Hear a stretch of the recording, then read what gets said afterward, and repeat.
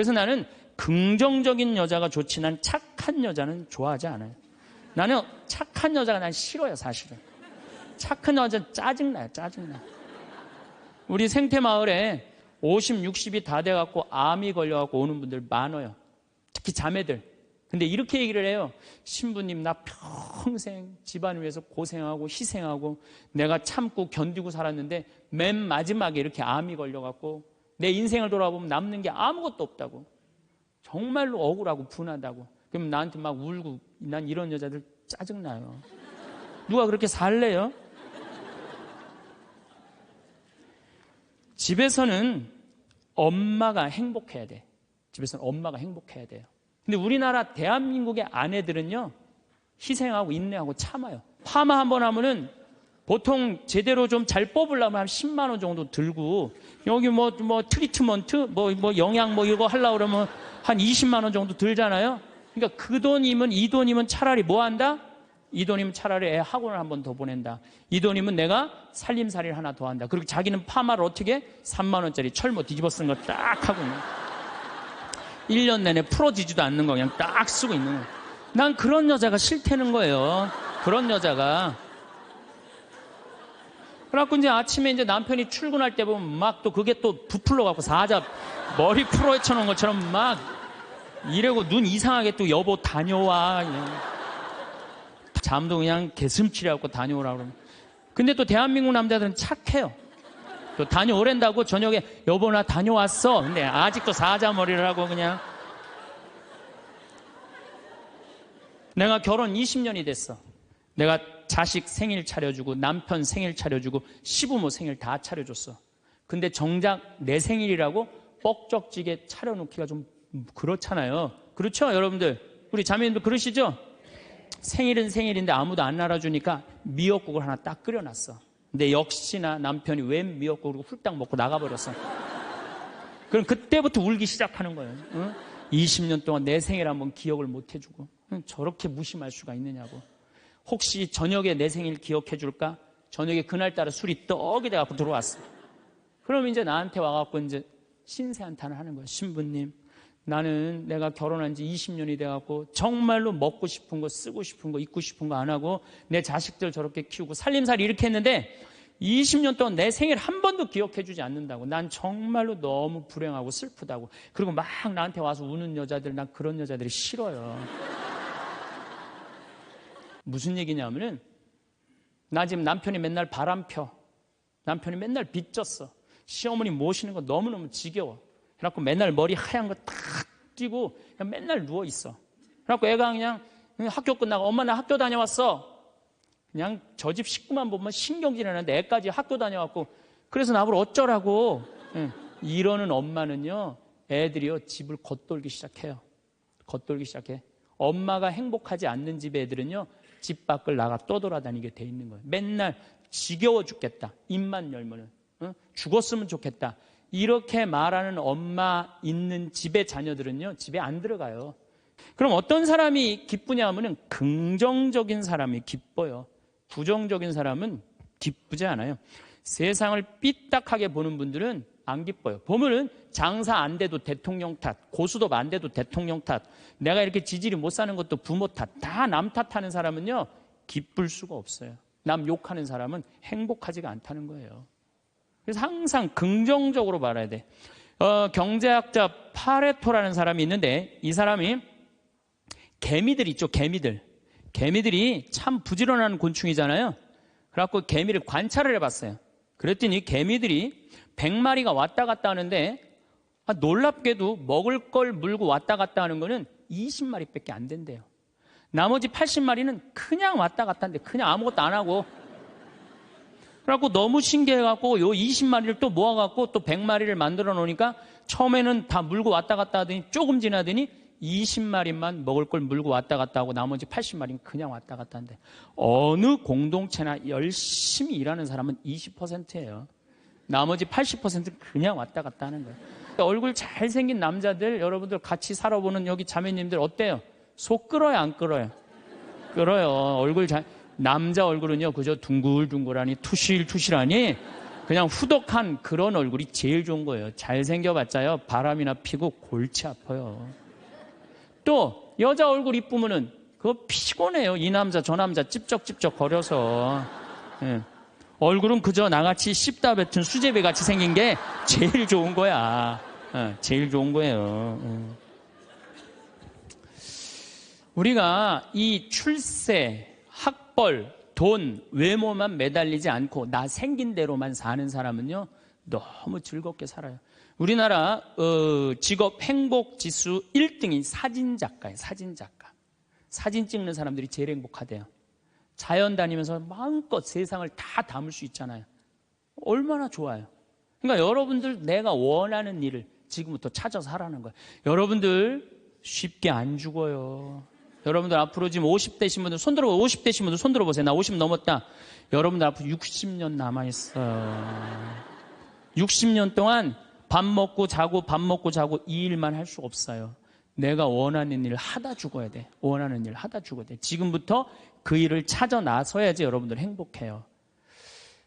여러분들 어때요? 세상 사는 거 기쁘세요? 안 기쁘세요? 기뻐요? 근데 항상 기뻐요? 그게 문제예요. 성서에는 뭐라고 나왔어요? 항상 기쁘라고 그랬어요. 우리가 80평생을 산다고 보면은 일을 하는데 26년을 쓴대요. 일을 하는데 잠을 자는데 한 23년을 쓴대요. 그걸 밥 먹는데 6년을 쓴대요. 그 다음에 사람 기다리는데 6년을 쓴대요. 그리고 텔레비전 보는데 10년을 쓴대요. 근데 너무 기뻐갖고 막 웃으면서 그 기쁨을 만끽하는 거는 22시간 3분밖에 안 된대요. 80평생에. 항상 기쁜 게 아니야. 항상 기쁜 게. 근데 성서에는 항상 기쁘라고 그랬는데 우리는 22시간 3분밖에 안 기쁘단 말이에요. 여러분들 월세 살고 전세 살 때 꿈이 뭐예요? 나는 17평 아파트라도 내 이사 안 다니고 내 집 하나 가졌으면 원도 한도 없겠다. 그래갖고 정말로 열심히 돈을 모아갖고 17평짜리 아파트를 샀어. 방 2개짜리인데 너무 좋은 거야. 이제 이사 안 다녀도 되니까. 그래갖고 쓸고 닦고 그냥 그 방 2개 그냥 빛이 번쩍번쩍 나요. 그렇게 행복하게 사는데 갑자기 친구가 차미슬 아파트 32평짜리 아파트 이사간 친구가 나 이 32평 아파트 샀다고 집들이 한다고 오라고 그래갖고 그 집에 딱 갔는데 이런 우리 집 17평이 그 집 베란다에 들어가게 생긴 거야. 그때부터 기뻐요 안 기뻐요? 안 기뻐요. 이때부터 목표가 바뀌어요. 17평에서 뭘로 바뀌어요? 32평으로 바뀌어. 그래갖고 그냥 허리띠를 졸라매. 제일 만만한 게 뭐야? 교무금이야. 7만 원 내던 거 그냥 3만 원으로 딱 줄이고 열심히 그냥 한 10년을 모았어. 10년을 모았는데 모아갖고 경남 아파트 32평 샀어. 32평 사갖고 그냥 너무 행복한 거야. 근데 이 32평에는 안방에 샤워실도 있고 화장실도 있는 거예요. 온 세상을 다 얻은 것 같아. 그냥 너무 행복한데 아니 친구가 천당역 분당에 50평짜리 아파트 샀다고 초대를 하네. 거기 와보니까 우리 집 32평이 어디에 들어가게 생긴 거예요? 그 집 거실에 들어가게 생긴 거야. 우리가 이 세상을 살면서요 욕심을 부리다 보면은요 항상 기쁘지 않아요. 세상적인 욕심은요 채워도 끝이 없어요. 그래서 바다는 채워도 사람 욕심은 못 채운다는 거예요. 여기 계신 분들 혹시 난 지금 너무 괴로워. 내가 사는 게 힘들어. 뭐 때문에 힘드느냐면 지금 현실이 힘든 게 아니에요. 여러분들 욕심이 너무 많아서 힘든 거예요. 이유는 다른 거 하나 없어요.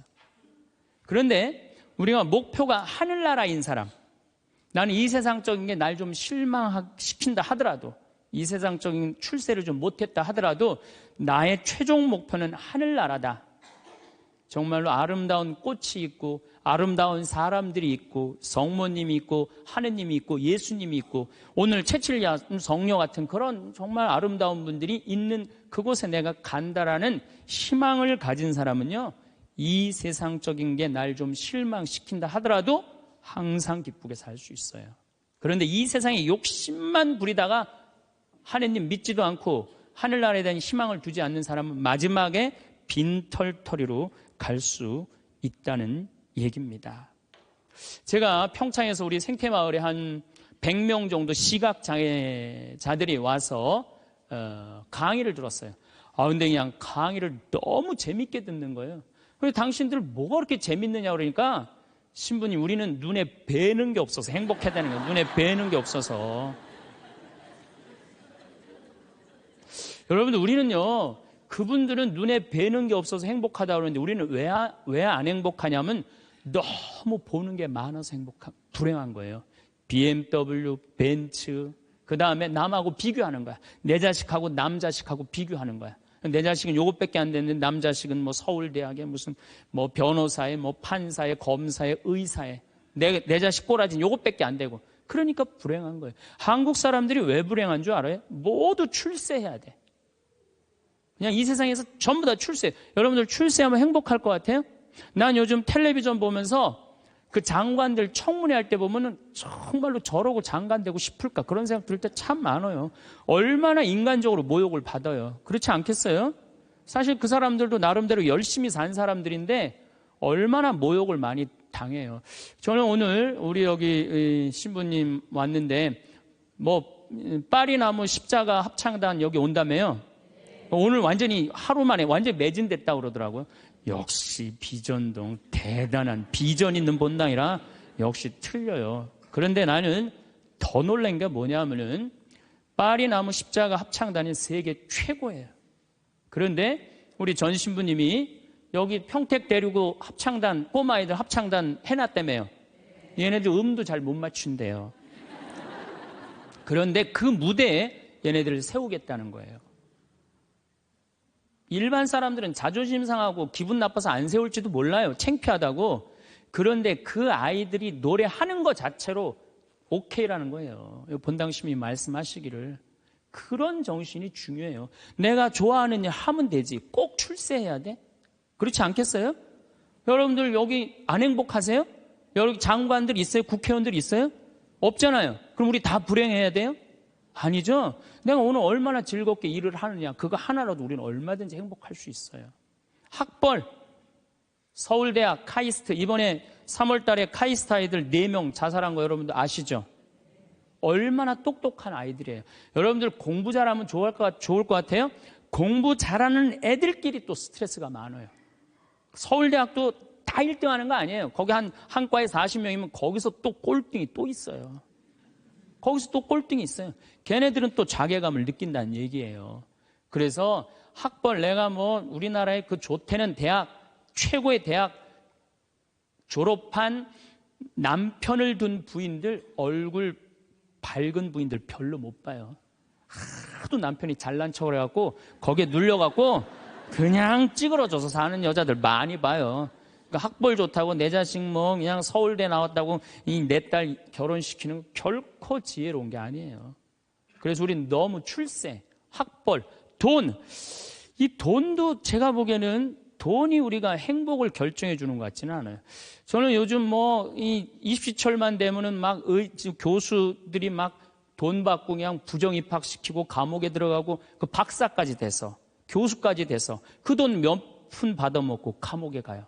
그 요즘 부산 저축은행 줄줄이 다 들어가는 거 보세요.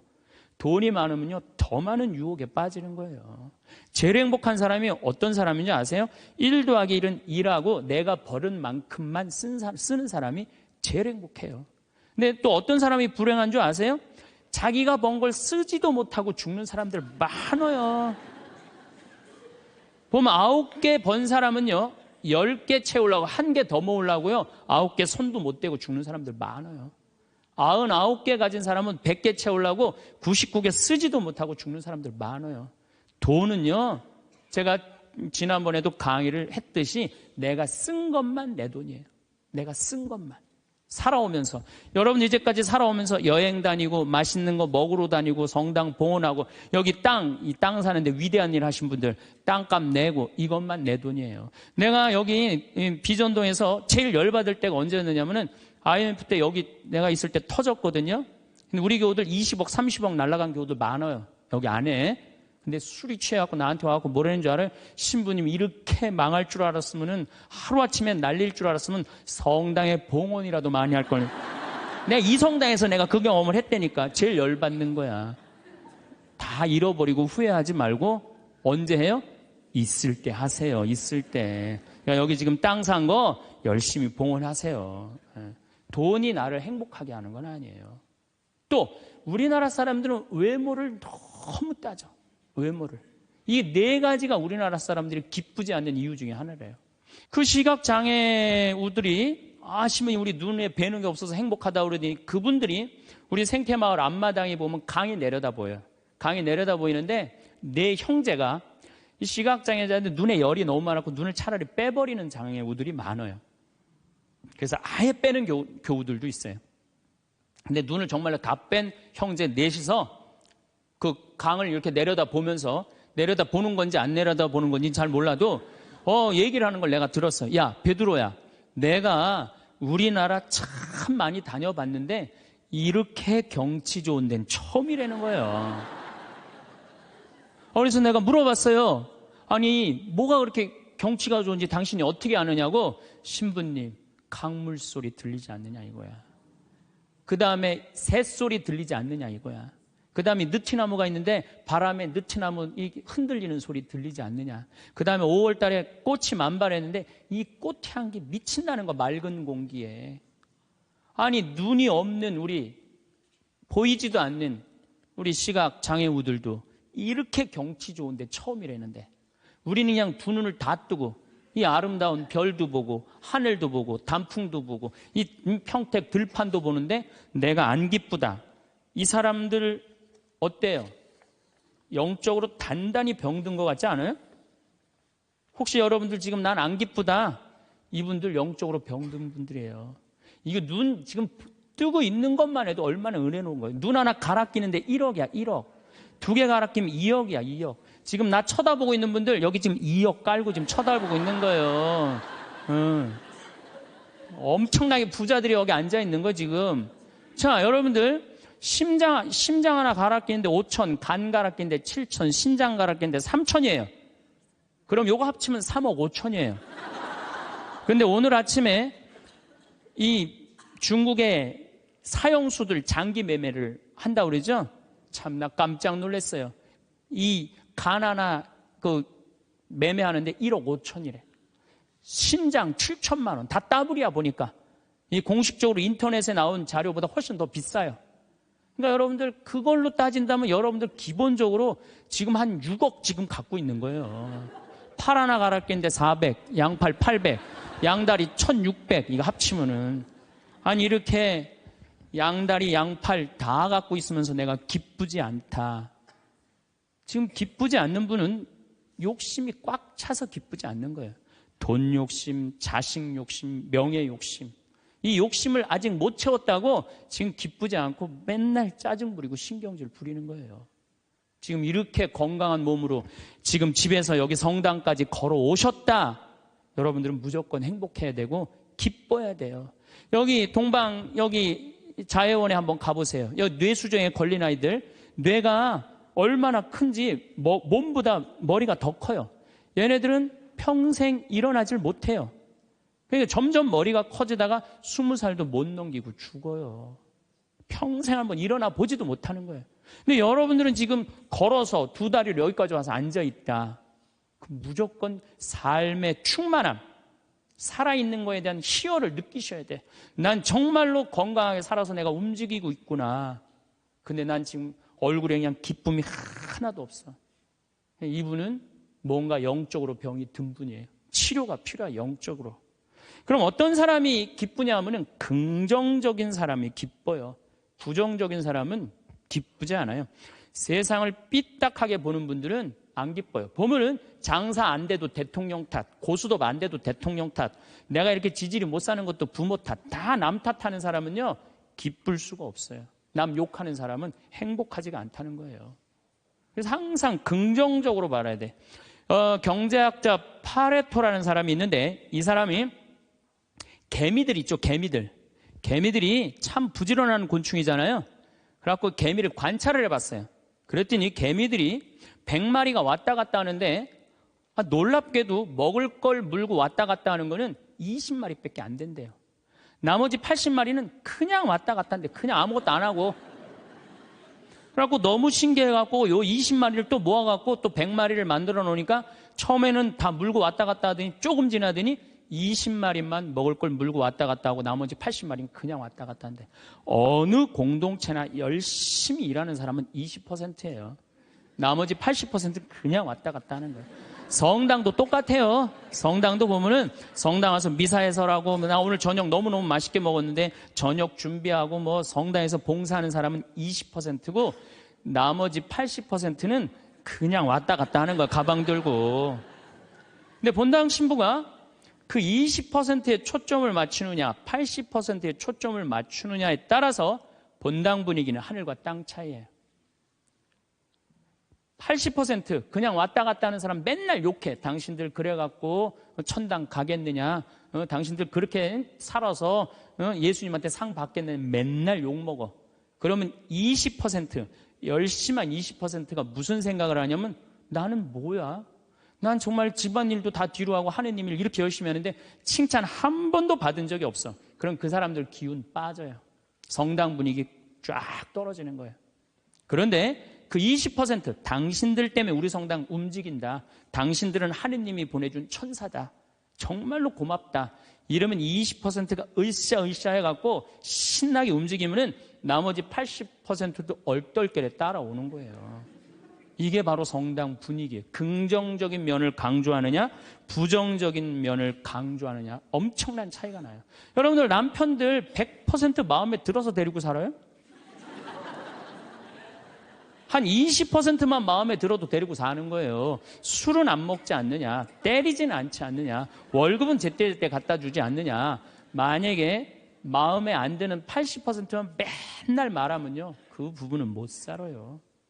긍정적인 걸 보는 거 중요한 거예요. 내가 여기 비전동에 5년 있다가 경기도 광주 능평성당이라는 데를 갔어요. 저 개인적으로는 이 비전동이 사실은 우리 수원교구에서도 최고의 본당이라고 자부를 해요. 교우들도 정말로 착하고 말 잘 듣고. 근데 딱 갔더니 여기는 우리 박건순 신부님이 딱 저조소 했는데 거기 가보니까 아무것도 없어. 그냥 성당은 천막에다가 옆은 콘테이너에다가 바닥은 맨 흙이야. 거기 그냥 바닥에 흙에서 막 원추리 붓꽃이 막 피는 거야. 제대 꽃꽂이가 필요 없어. 알아서 펴주니까. 갔는데 분당 요한성당에서 500명을 주고 경기도 광주에서 100명을 주고 경기도 죽전성당에서 150명을 줬어요. 750명이야. 딱 갔는데 안 그래도 성당도 허접한데, 아니 그 죽전에 사는 그 교우들이 우리 쪽으로 주교님이 발령을 냈단 말이에요. 이제 능평성당으로 가라고. 근데 거기서 전화가 왔어요. 교우들이, 신부님 우리가 이제까지 죽전성당 짓느냐고 그렇게 애를 썼는데 또 신설성당으로 우리 집으로 가라고 그러더니 이 말이 됩니까? 자기네들끼리 회의를 했는데 안 오기로 결정을 했대요. 자, 제가 그 안 온다는 150명하고 싸웠을 것 같아요? 안 싸웠을 것 같아요? 안 싸웠어요. 왜? 그분들 와봤자 더 골치 아파요. 더 골치 아파요. 그래서 오지 말으라고 그랬어요. 근데 나한테 600명이야. 근데 우리 이 능평성당은 이 버스를 타고 이 능평 교우들이 분당으로 나가면은요, 버스 한 번이면 가요. 근데 우리 성당으로 오려면 2번을 갈아타야 돼.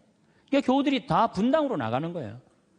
미사 참여 이제 딱 150명이 오는 거, 150명이 주일날. 내가 여기 떠날 때 주일날 여기 1700명이 왔거든요. 내가 막 떠날 때 여기가 주일날. 1700명 맨날 하다가 150명 오니까 이건 사람도 아닌 거예요. 숫자가. 너무 좋더라고요. 그래갖고 미사 딱 11시 미사 한 대. 한 대니까 미사 끝나면 맨날 돼지를 한 마리씩 잡는 거예요. 맨날 돼지를 먹는 거야. 맨날 내가 내면 총회장이 내고, 총회장이 내면 부회장이 내고 돌아가면서. 그때는 돼지가 한 마리에 15만 원밖에 안 했거든요. 또 내가 가정방문 다니면 막 개 키우는 집에 있으면 뭐 이런 걸 키우냐고, 먹자고 그냥. 잘 아실 거예요, 내가 얼마나 좋아하는지. 그래갖고 그냥 맨날 성당 마당에서 불을 지펴놓고 맨날 먹는 거야. 그런데 놀랍게도 우리 성당 마당이 분당으로 나가면요, 마당이 보여요. 그 분당 미사 참여 나가는 교우들이 맨날 성당 마당에서 그냥 불이 지글지글 일어난단 말이야. 저게 뭔가 하고 교우들이 자꾸 하나 둘씩 오기 시작하는 거예요. 점점 교우들이 느는 거예요. 근데 이 1년이 지났는데 죽전에서 안 오겠다는 교우들이 전화가 왔어요. 자기네들이 회의를 했는데 오기로 결정을 했대요.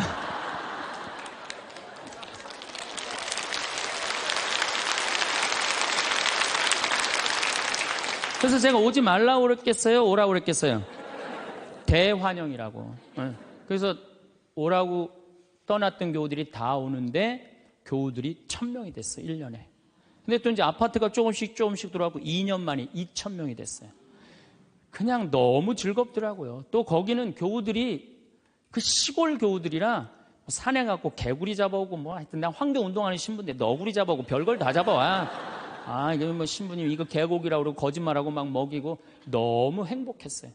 그 예수 부활 대축일 끝나고 사순절 끝나고 예수 부활 대축일 미사 끝나고 난 다음에 숫자가 조금이니까 엠마오를 가도 회장단하고 안 가고 본당 교우들 다 가자. 우리 그땐 또 IMF 망해갖고 노는 사람이 너무 많았어요. 다 가자니까 너무너무 좋아하는 거야. 내가 애들한테 물어봤어요. 초등학교, 중고등학교 애들한테 야, 니네들 지금 학교 가는 게 중요하냐? 예수님 부활해갖고 지금 우리 엠마오 가는데 엠마오 가는 게 중요하냐? 그랬더니 애들이 엠마오 가는 게 중요하다는 거예요. 야외 학습 신청해. 그래갖고 엠마오 100명씩 데리고 평창에 놀러 가고. 너무너무 즐거운 거예요. 점점 즐거운 거. 교우들이 3년째 됐는데 성당을 자꾸 짓재는 거예요. 이제 교우가 2000명으로 늘어나니까. 나는 안 짓는다. 얼마나 아름다우냐. 그냥 땅바닥에서 그냥 원추리 붓고 피고 그러는데. 아니, 짓재는 거예요. 그럼 저 보자. 그래갖고 3년 9월에 시작해갖고 4년 부활절 입당을 했어요. 7개월 만에 성당을 줬어요. 7개월 만에. 우리 교우들이 봉헌식 하는 날, 또 봉헌식 하는 날도 내가 초등학교 애들한테 물어봤어요. 얘들아, 지금 하느님 집이 젖었는데 학교가 중요하냐? 성당 봉헌하는 게 중요하냐? 성당 봉헌하는 게 중요하대요. 그래서 니네들 오후 2시에 봉헌시니까 오전에 학교 갔다가 조퇴 다 하고 와라. 애들이 조퇴하고 100명이 왔어. 100명이. 수요일 날 봉헌식을 했는데. 그냥 교우들이 그래. 우리가 언제 이렇게 성당을 줘서 봉헌을 했느냐고. 나는 사목 목표가 고객 만족이 아니라 고객 기절이에요. 교우들이 기절할 때까지 나는 한다. 그래서 여러분들 여기 어른들 바닷가 갔던 거 생각나요? 700명? 가서 그냥 3박 4일 동안 기절하면서 놀았잖아요. 근데 그때도 내가 이루지 못한 일을 여러분들이 올해 우리 전 신부님이랑 저 앞에 땅 사신 거 너무 대단한 거예요. 기쁨은요, 모든 일이 일어나는 거예요. 그러니까 교우들이 기절한 상태에서 너무 행복하니까 자기 주머니에서 돈 나가는지도 모르고 막 내는 거예요. 깨보니까 성당이 젖은 거예요. 깨보니까. 기쁨은요, 모든 일이 이루어져요. 분열이 있고 미움이 있고 징후가 있는 데는요, 아무 일도 안 일어나지만은 기쁨이 있는 데는요, 기적이 일어나게 돼 있는 거예요. 그래서 여러분들 우리가 기쁘게 사는 거는 아주 중요해요. 기쁘게. 그럼 어떤 사람이 기쁘냐? 긍정적인 사람이 기뻐요. 긍정적인 사람이. 성모님은 긍정적이셨을까요? 착했을까요? 성모님 100번 긍정적이에요. 처녀한테 천사가 나타났어. 마리아, 너 아이를 가질 것이다. 저는 처녀인데요. 아마 착한 여자였다면 이렇게 얘기했을 거예요. 아니, 난 너무 지금 요셉이랑 약혼한 상태라 나는 요셉한테 미안해서 애 갖고 난 절대 결혼 못한다. 난 순수하고 깨끗하게 요셉한테 시집 가고 싶다. 그리고 우리 어머니 아버지 쓰러진다. 아니, 그리고 왜 처녀한테 와서 그러느냐. 애 한 둘 셋 논데 가서 얘기해봐라. 분명히 그랬을 거예요. 근데 성모님은 굉장히 긍정적이셨어요. 당신을 통해서 인류의 구세주가 탄생한다 그러니까 이 몸은 주님의 종입니다. 그대로 저에게 이루어지기를 바랍니다. 한번 해보자는 거예요. 얼마나 적극적이고 긍정적이에요. 이렇게 적극적이고 긍정적이셨기 때문에 인류 구세주의 어머니가 된 거예요. 그래서 나는 긍정적인 여자가 좋지 난 착한 여자는 좋아하지 않아요. 나는 착한 여자가 난 싫어요, 사실은. 착한 여자 짜증나요, 짜증나. 우리 생태마을에 50, 60이 다 돼갖고 암이 걸려갖고 오는 분들 많아요. 특히 자매들. 근데 이렇게 얘기를 해요. 신부님, 나 평생 집안을 위해서 고생하고 희생하고 내가 참고 견디고 살았는데 맨 마지막에 이렇게 암이 걸려갖고 내 인생을 돌아보면 남는 게 아무것도 없다고. 정말로 억울하고 분하다고. 그럼 나한테 막 울고, 난 이런 여자들 짜증나요. 누가 그렇게 살래요? 집에서는 엄마가 행복해야 돼. 집에서는 엄마가 행복해야 돼요. 무슨 얘기냐면은, 나 지금 남편이 맨날 바람 펴. 남편이 맨날 빚졌어. 시어머니 모시는 거 너무너무 지겨워.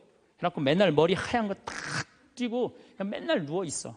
그래갖고 애가 그냥 학교 끝나고 엄마 나 학교 다녀왔어. 그냥 저 집 식구만 보면 신경질이 나는데 애까지 학교 다녀왔고 그래서 나보고 어쩌라고.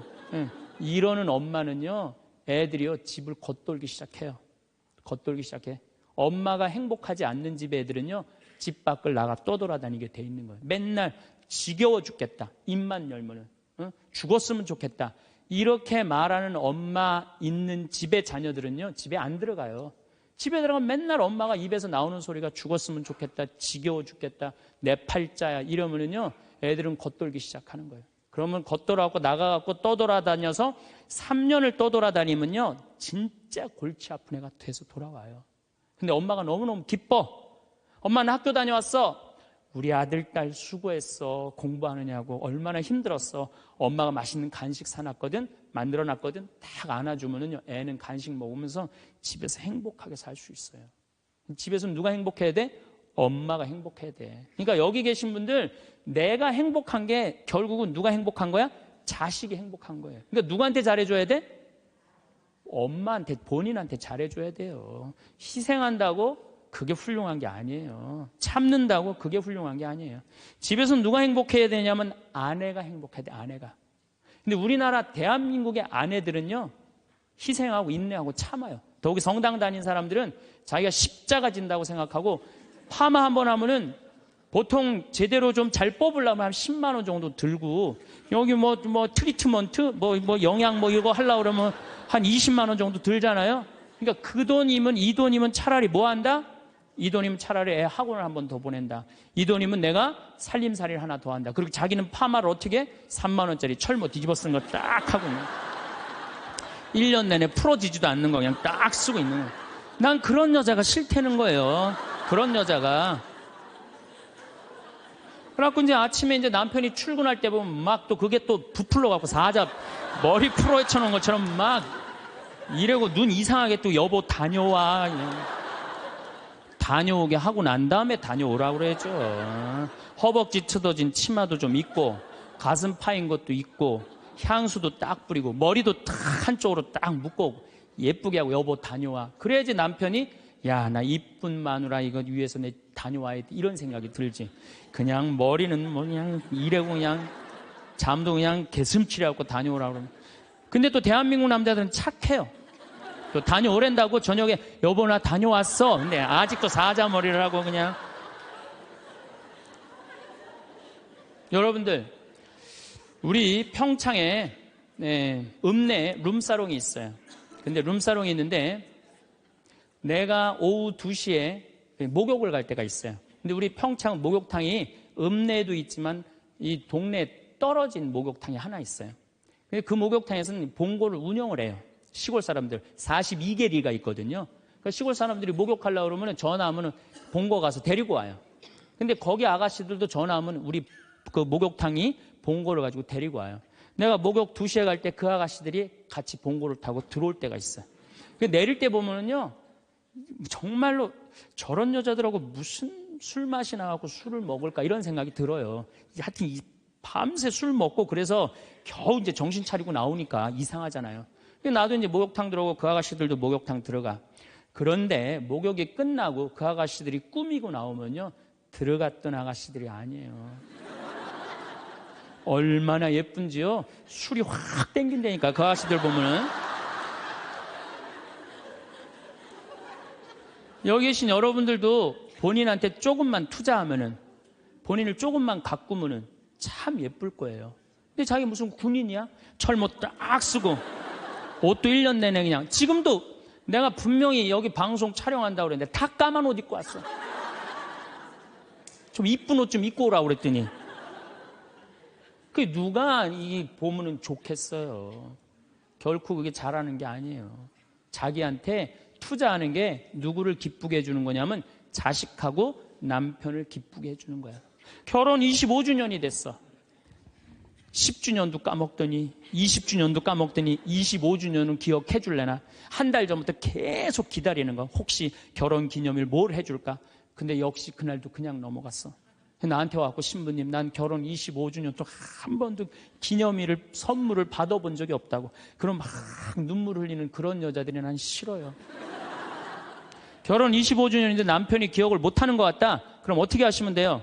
여보, 내 결혼 25주년인데 이번에 제주도가 7대 경관으로 뽑혔대. 내가 예약해놨거든. 일주일 동안. 다 다음 주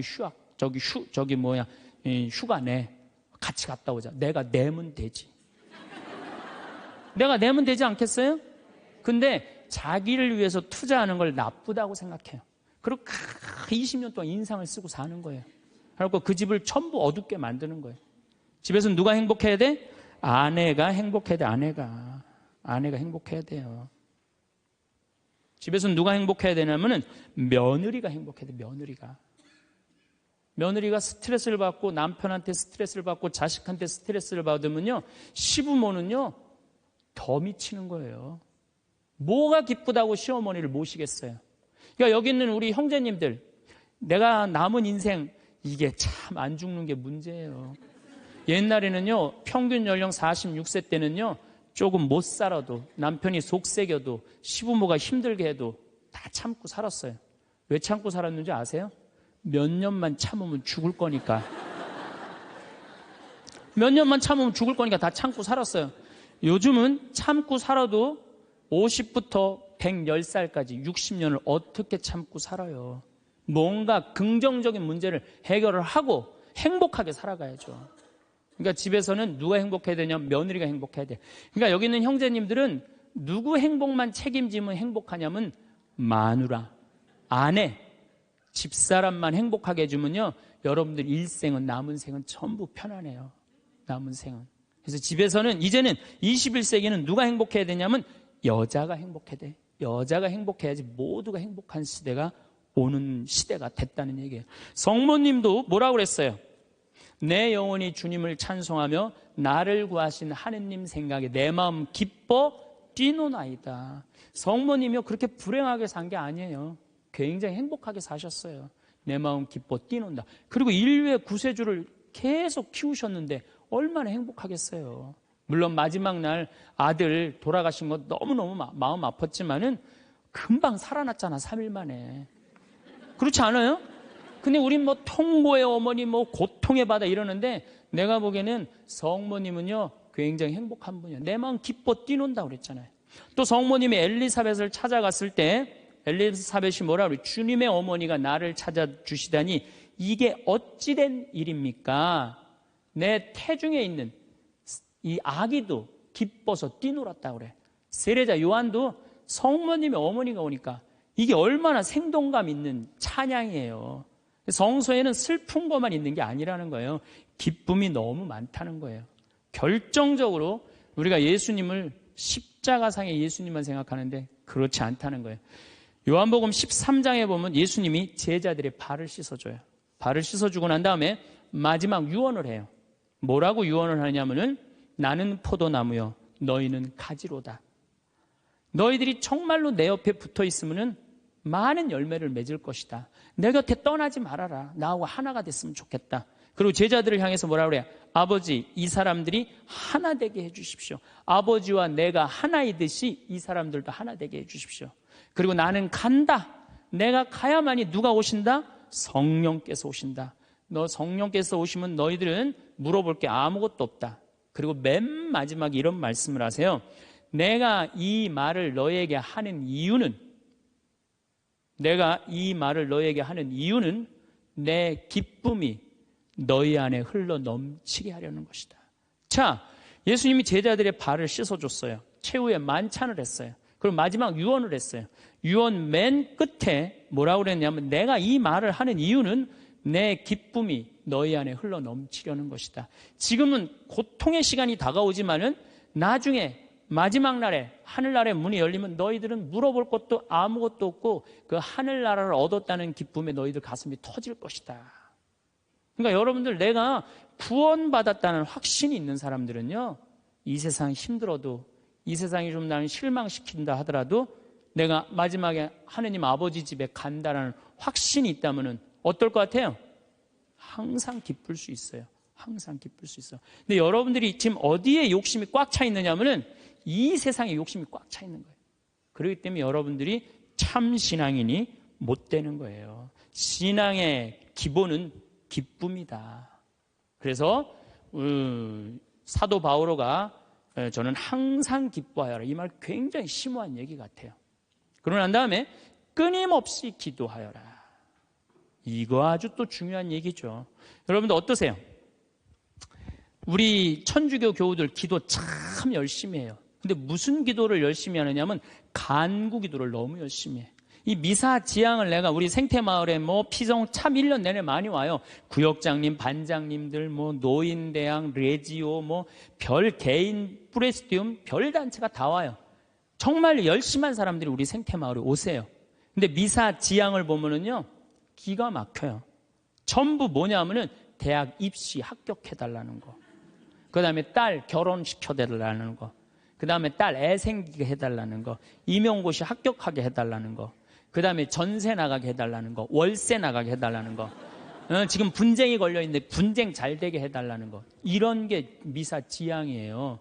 여러분, 진정한 미사 지향은 내 영혼의 구원을 위해서, 오늘 나를 위해서 미사 넣으신 우리 교우가 한 분인데 난 너무너무 고마워요. 나를 위해서 미사를 넣어야 돼요. 근데 우린 너무너무 간구 기도가 많아. 간구 기도를 자꾸 하느님께 드리다 보면은 내가 신앙이라는 건 내가 하느님의 뜻을 실천하려고 신앙생활하는 거예요. 근데 간구 기도를 자꾸 하다 보면은 나중에 보면 하느님이 내 뜻을 실천하고 있어. 하느님이. 그러니까 내가 하느님의 종이 아니라 누가 내 종이 돼 있어? 하느님이 내 종이 돼 있는 경우가 너무 많아. 하느님 내 종이 돼 있는 경우가. 그 신앙이 올바르지 않아요. 여러분들 자녀들이 30살까지 키워놨어. 그랬더니 자녀가 와갖고 어머니 아버지 나 이렇게 30살까지 키워주셔서 너무 감사합니다. 차를 좀 그랜저로 바꿔드릴까요? 핸드폰을 좀 좋은 걸로 큰 걸로 바꿔드릴까요? 텔레비전 LED로 바꿔드릴까요? 집을 천당역 분당으로 옮겨드릴까요? 이런 자식은 토요일날 온다면 기다려져요, 안 기다려져요? 기다려지죠? 근데 올 때마다 엄마 나 이번에 우리 애가 대학 들어가는데 엄마 학비 좀 대줘. 거기 땅 있잖아. 그거 팔아갖고 학비 좀 손자 학비 좀 대줘. 엄마 나 차 좀 바꿔줘. 엄마 나 집 좀 강남으로 가게 좀 돈 좀 줘. 맨날 올 때마다 징징거리면서 달라고 그러는 자식. 엄마 나 토요일날 집에 갈게. 그럼 무서워요, 안 무서워요? 무섭죠? 하느님도 똑같아요. 이렇게 하면 눈 두 개, 콧구멍 두 개 그냥 다 주셨는데 여러분들이 묵주기도 9일기도 책 딱 펼치고 묵주 딱 붙잡으면요 하느님이 깜짝 놀라는 거야. 이번 때 뭘 달라고 저게 또 9일기도 시작하나. 그렇게 많이 줬는데 헌금이나 많이 하면서 달라면 내가 이해를 해. 여러분들 1,000원짜리하고 10,000원짜리가 길 가다가 만났대요. 1,000원짜리가 10,000원짜리한테 물어봤대요. 너 요즘 어떻게 지내느냐? 그랬더니 10,000원짜리가 나 요즘 너무 바쁘다고 한국 시리즈 야구 구경도 가야 되고 연극도 보러 가야 되고 갈비도 먹으러 다녀야 되고 여행도 다녀야 되고 교회도 다녀야 되고 너무 바쁘다고. 이 파리 나무 십자가 공연도 보러 가야 되고 너무 바쁘다고. 그러니까 10,000원짜리가 또 예의상 1,000원짜리한테 물어봤어요. 그러는 너는 어떻게 지내느냐 그랬더니 1,000원짜리 하는 말이 나는 사는 게 하나도 재미가 없어. 그날이 그날 같고 매일 똑같아. 뭐가 그렇게 그날이 그날 같은데? 그랬더니 1,000원짜리가 하는 말이 나는 하는 일이라고는 성당 다니고 또 성당 다니고 성당만 다녀 그러더래요. 아니 하느님한테 헌금이나 많이 하면서 시키면 내가 이해를 해. 딸랑 1,000원 주면서 뭐 이렇게 부탁하는 게 많아요. 미사 예물도 그래. 내가 보면은 이렇게 10,000원짜리 미사 예물 넣고 막 10명씩 쓰는 사람들 많아요. 그 한 사람당 1,000원이야, 한 1,000원. 내 얘기가 아니야. 내 동창 신부 얘기예요. 내 동창 신부님 얘기, 송영호 뻘건이 신부님 얘기예요. 나 좋은 거 배웠어요. 그 신부님한테. 아니, 하느님한테 미사 예물을 내면서 1,000원을 내면서 10,000원을 내면서 10명을 쓰면 어떻게 해. 그러니까 하느님이 1,000원 받고 너무 바빠요. 1,000원 받고. 헌금이나 많이 하면서 달라면 내가 이해를 해. 딸랑 1,000원 하면서 그냥 자꾸 간구 기도를 하다 보면 하느님을 시험하게 돼요. 자꾸 간구 기도를 하다 보면 하느님은요, 감사 기도, 찬양 기도를 드릴 때요, 여러분들 하느님께 뜨거운 마음이 생기는 거예요. 첫 번째, 나의 사생활을 필요 이상 말하지 마라. 사람을 만나면 벙어리가 되어라. 슬픔을 나누면 약점이 되고 기쁨을 나누면 시기가 된다. 사람의 이기적 본성은 타인의 고통에 둔감하게 만든다. 따라서 나의 사생활을 진심으로 걱정하고 위로해주는 사람은 거의 없다. 아니면 내 이야기가 주변에 퍼져서 심심풀이 주제로 소비되거나 언젠가 비수가 되어 나에게 돌아올 뿐이다. 특히 나의 안 좋은 습관들이나 불행한 가정사는 더욱 타인의 판단과 비판에 노출되지 않게 조심해야 한다. 삶의 특정 부분을 비밀로 유지해야 내가 더 품이 있고 남들에게 존중받아야 할 사람이라는 인식을 심어줄 수 있다. 내가 한번 내뱉은 말은 더 이상 비밀이 될 수 없다. 내가 뱉은 말은 점점 살이 붙기 마련이다. 또한 자신에 대해 과도하게 털어놓으면 사람들과 더 가까워지기보다 오히려 멀어지는 것을 경험하게 된다. 인간관계는 시간이 갈수록 계속해서 변화한다. 지금은 아주 가깝지만 몇 년 뒤는 어떻게 될지 모르는 게 사람 사이다. 시절 인연이란 말도 있듯이 어떤 관계도 영원할 수 없다. 특히 우정은 한순간 깨지기 때문에 다른 사람에게 내 치부를 드러내기 전에 신중하게 생각해라. 반드시 후회한다. 만약 나의 깊은 사생활을 잘 아는 사람과 관계가 안 좋아지면 쓸데없이 신경 써야 하는 일이 많이 생길 것이다. 드러내지 말아야 할 내 사생활에 대한 이야기를 실컷 하고 집에 돌아와. 말하지 않았더라면 좋을 거라고 후회하는 것은 어리석은 행동이다. 두 번째, 나의 약점을 말하지 마라. 씁쓸하고 잔인하게도 인간은 타인의 약점을 통해 위안을 얻고 자신도 모르는 새에 은근히 즐긴다. 친할 때는 간이고 쓸개고 모두 다 줄 것처럼 하다가도 조금만 서운하면 쉽게 돌아서는 것이 갈 때보다 잘 흔들리는 인간의 마음이다. 내 약점을 다른 이들에게 말한다고 해서 도움과 위로를 받을 것이라고 생각하지 마라. 해결을 위한 노력을 하는 것과 동시에 그것들을 당신 혼자만 알고 있어라. 약점을 고치지도 못하면서 늘 인식하고 있다면 스스로를 위축시킬 뿐이다. 자신의 약점을 빨리 고치거나 잊어버려라. 약점은 누군가의 도움을 받아서가 아닌 스스로 극복해야 하는 것이며 동시에 스스로 극복할 수 있음을 명심해라. 옛말의 사람은 모두 입안에 도끼를 가지고 태어난다. 어리석은 사람은 말을 함부로 하여 그 도끼로 자신을 찢고 만다라고 했다. 말은 한 사람의 입에서 나와서 1000사람의 귀로 들어간다. 질병은 입을 쫓아 들어가고 화근은 입을 쫓아 나온다. 어쩔 수 없이 약점을 얘기해야 할 때도 결코 전부를 드러낼 필요는 없다. 우정이 깊지 않은 사람과 깊은 대화를 나누지 말라. 말은 한 번 입으로 내뱉어 버리면 두 번 다시 주워 담을 수 없기 때문에 항상 조심해야 한다. 내가 이 말을 해도 적절한가? 내가 후회하지 않을 것인가 하고 한 번 더 생각하라. 수다쟁이처럼 말을 많이 한다고 인기가 좋아지는 것도 아니고 인정을 더 받을 수 있는 것도 아니다. 괜한 말 한마디에 실수로 그동안 쌓아온 명성과 이미지를 쓸어내버릴지도 모른다. 들려주어도 괜찮은 말이 있고 감추는 것이 더 나은 이야기도 있다. 상대에게 말을 해야 할지 말아야 할지 판단이 서지 않을 때는 먼저 상대를 주의 깊게 살펴보면서 그 사람의 인격에 대한 확신이 설 때까지 기다려라. 그러면 말해도 좋을지 비밀로 해야 할지가 분명해지기 마련이다. 세 번째, 다른 사람의 단점을 말하지 마라. 다른 사람의 단점과 허물을 쉽게 말하지 않는다. 누군가를 욕하는 것은 나 자신을 부정적으로 보이게 하고 자신의 명상을 손상시킨다. 다른 사람들과 누군가에 대한 뒷담화를 같이 하게 되면 그 순간에는 그들과 유대감을 형성하고 있다고 느낄지라도 결정적인 순간에는 결국 서로를 의심하고 불신하게 된다. 이로 인해 사회적인 신뢰가 필요한 좋은 기회들이 내게 왔을 때 놓치게 될 것이다. 다른 사람에 대한 단점이나 허물을 보았을 때는 못 본 채 하고 입 밖에 내지 말아라. 자신의 입에서 나간 말은 본인에게 그대로 돌아온다. 또한 서로의 비밀을 지켜달라고 말하지만 그 비밀은 지켜지지 않고 오히려 그 화살이 자기에게 돌아와 화근이 될 수 있다. 부정적인 이야기는 되도록 하지 않는 것이 사회생활에 큰 유익이 된다. 다른 사람의 허물이나 비난의 말을 들었을 때는 어떻게 해야 될까? 직접 확인하지 않은 이상 고지곳대로 전부 믿지 마라. 비판 역시 위험하다. 비판은 상대를 방어적으로 만들고 자신을 정당화하도록 안간힘을 쓰게 하기 때문이다. 사람들의 소중한 자존심에 상처를 입히고 원한을 불러일으키기도 한다. 이미 내뱉어진 말은 상대방의 가슴 속에 수십 년 동안 화살처럼 꽂혀 있다. 비판은 부메랑이 되어 나에게 다시 돌아온다. 부정적인 이야기는 되도록 하지 않는 것이 사회생활에 유익하다. 상대의 의견에 반대하거나 잘못했음을 가르쳐 주어야 할 때도 직설적으로 말하기보다는 우연히 떠오른 것처럼 재치 있게 말해 주어라.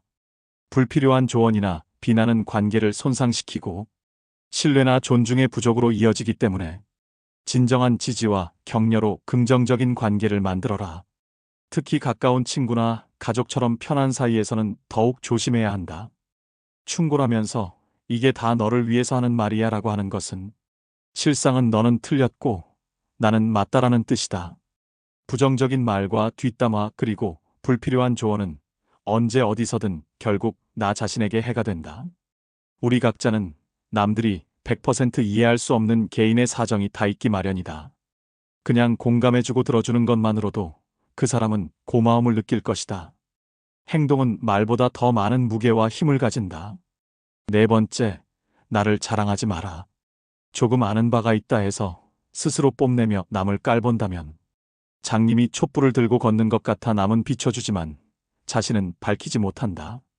무심코 내뱉은 자랑이 뜻밖의 오해를 부르거나 상대방 질투의 이유가 되는 경우가 많다. 이 상황을 만든 것은 자랑을 내뱉은 바로 나 자신이다. 그러므로 입을 열 때는 생각 또 생각하라. 특히 자식 자랑하지 마라. 자식 자랑할 것이 많은 사람도 있겠지만 대부분은 다들 자식 때문에 한두 가지 걱정거리가 있기 마련이다.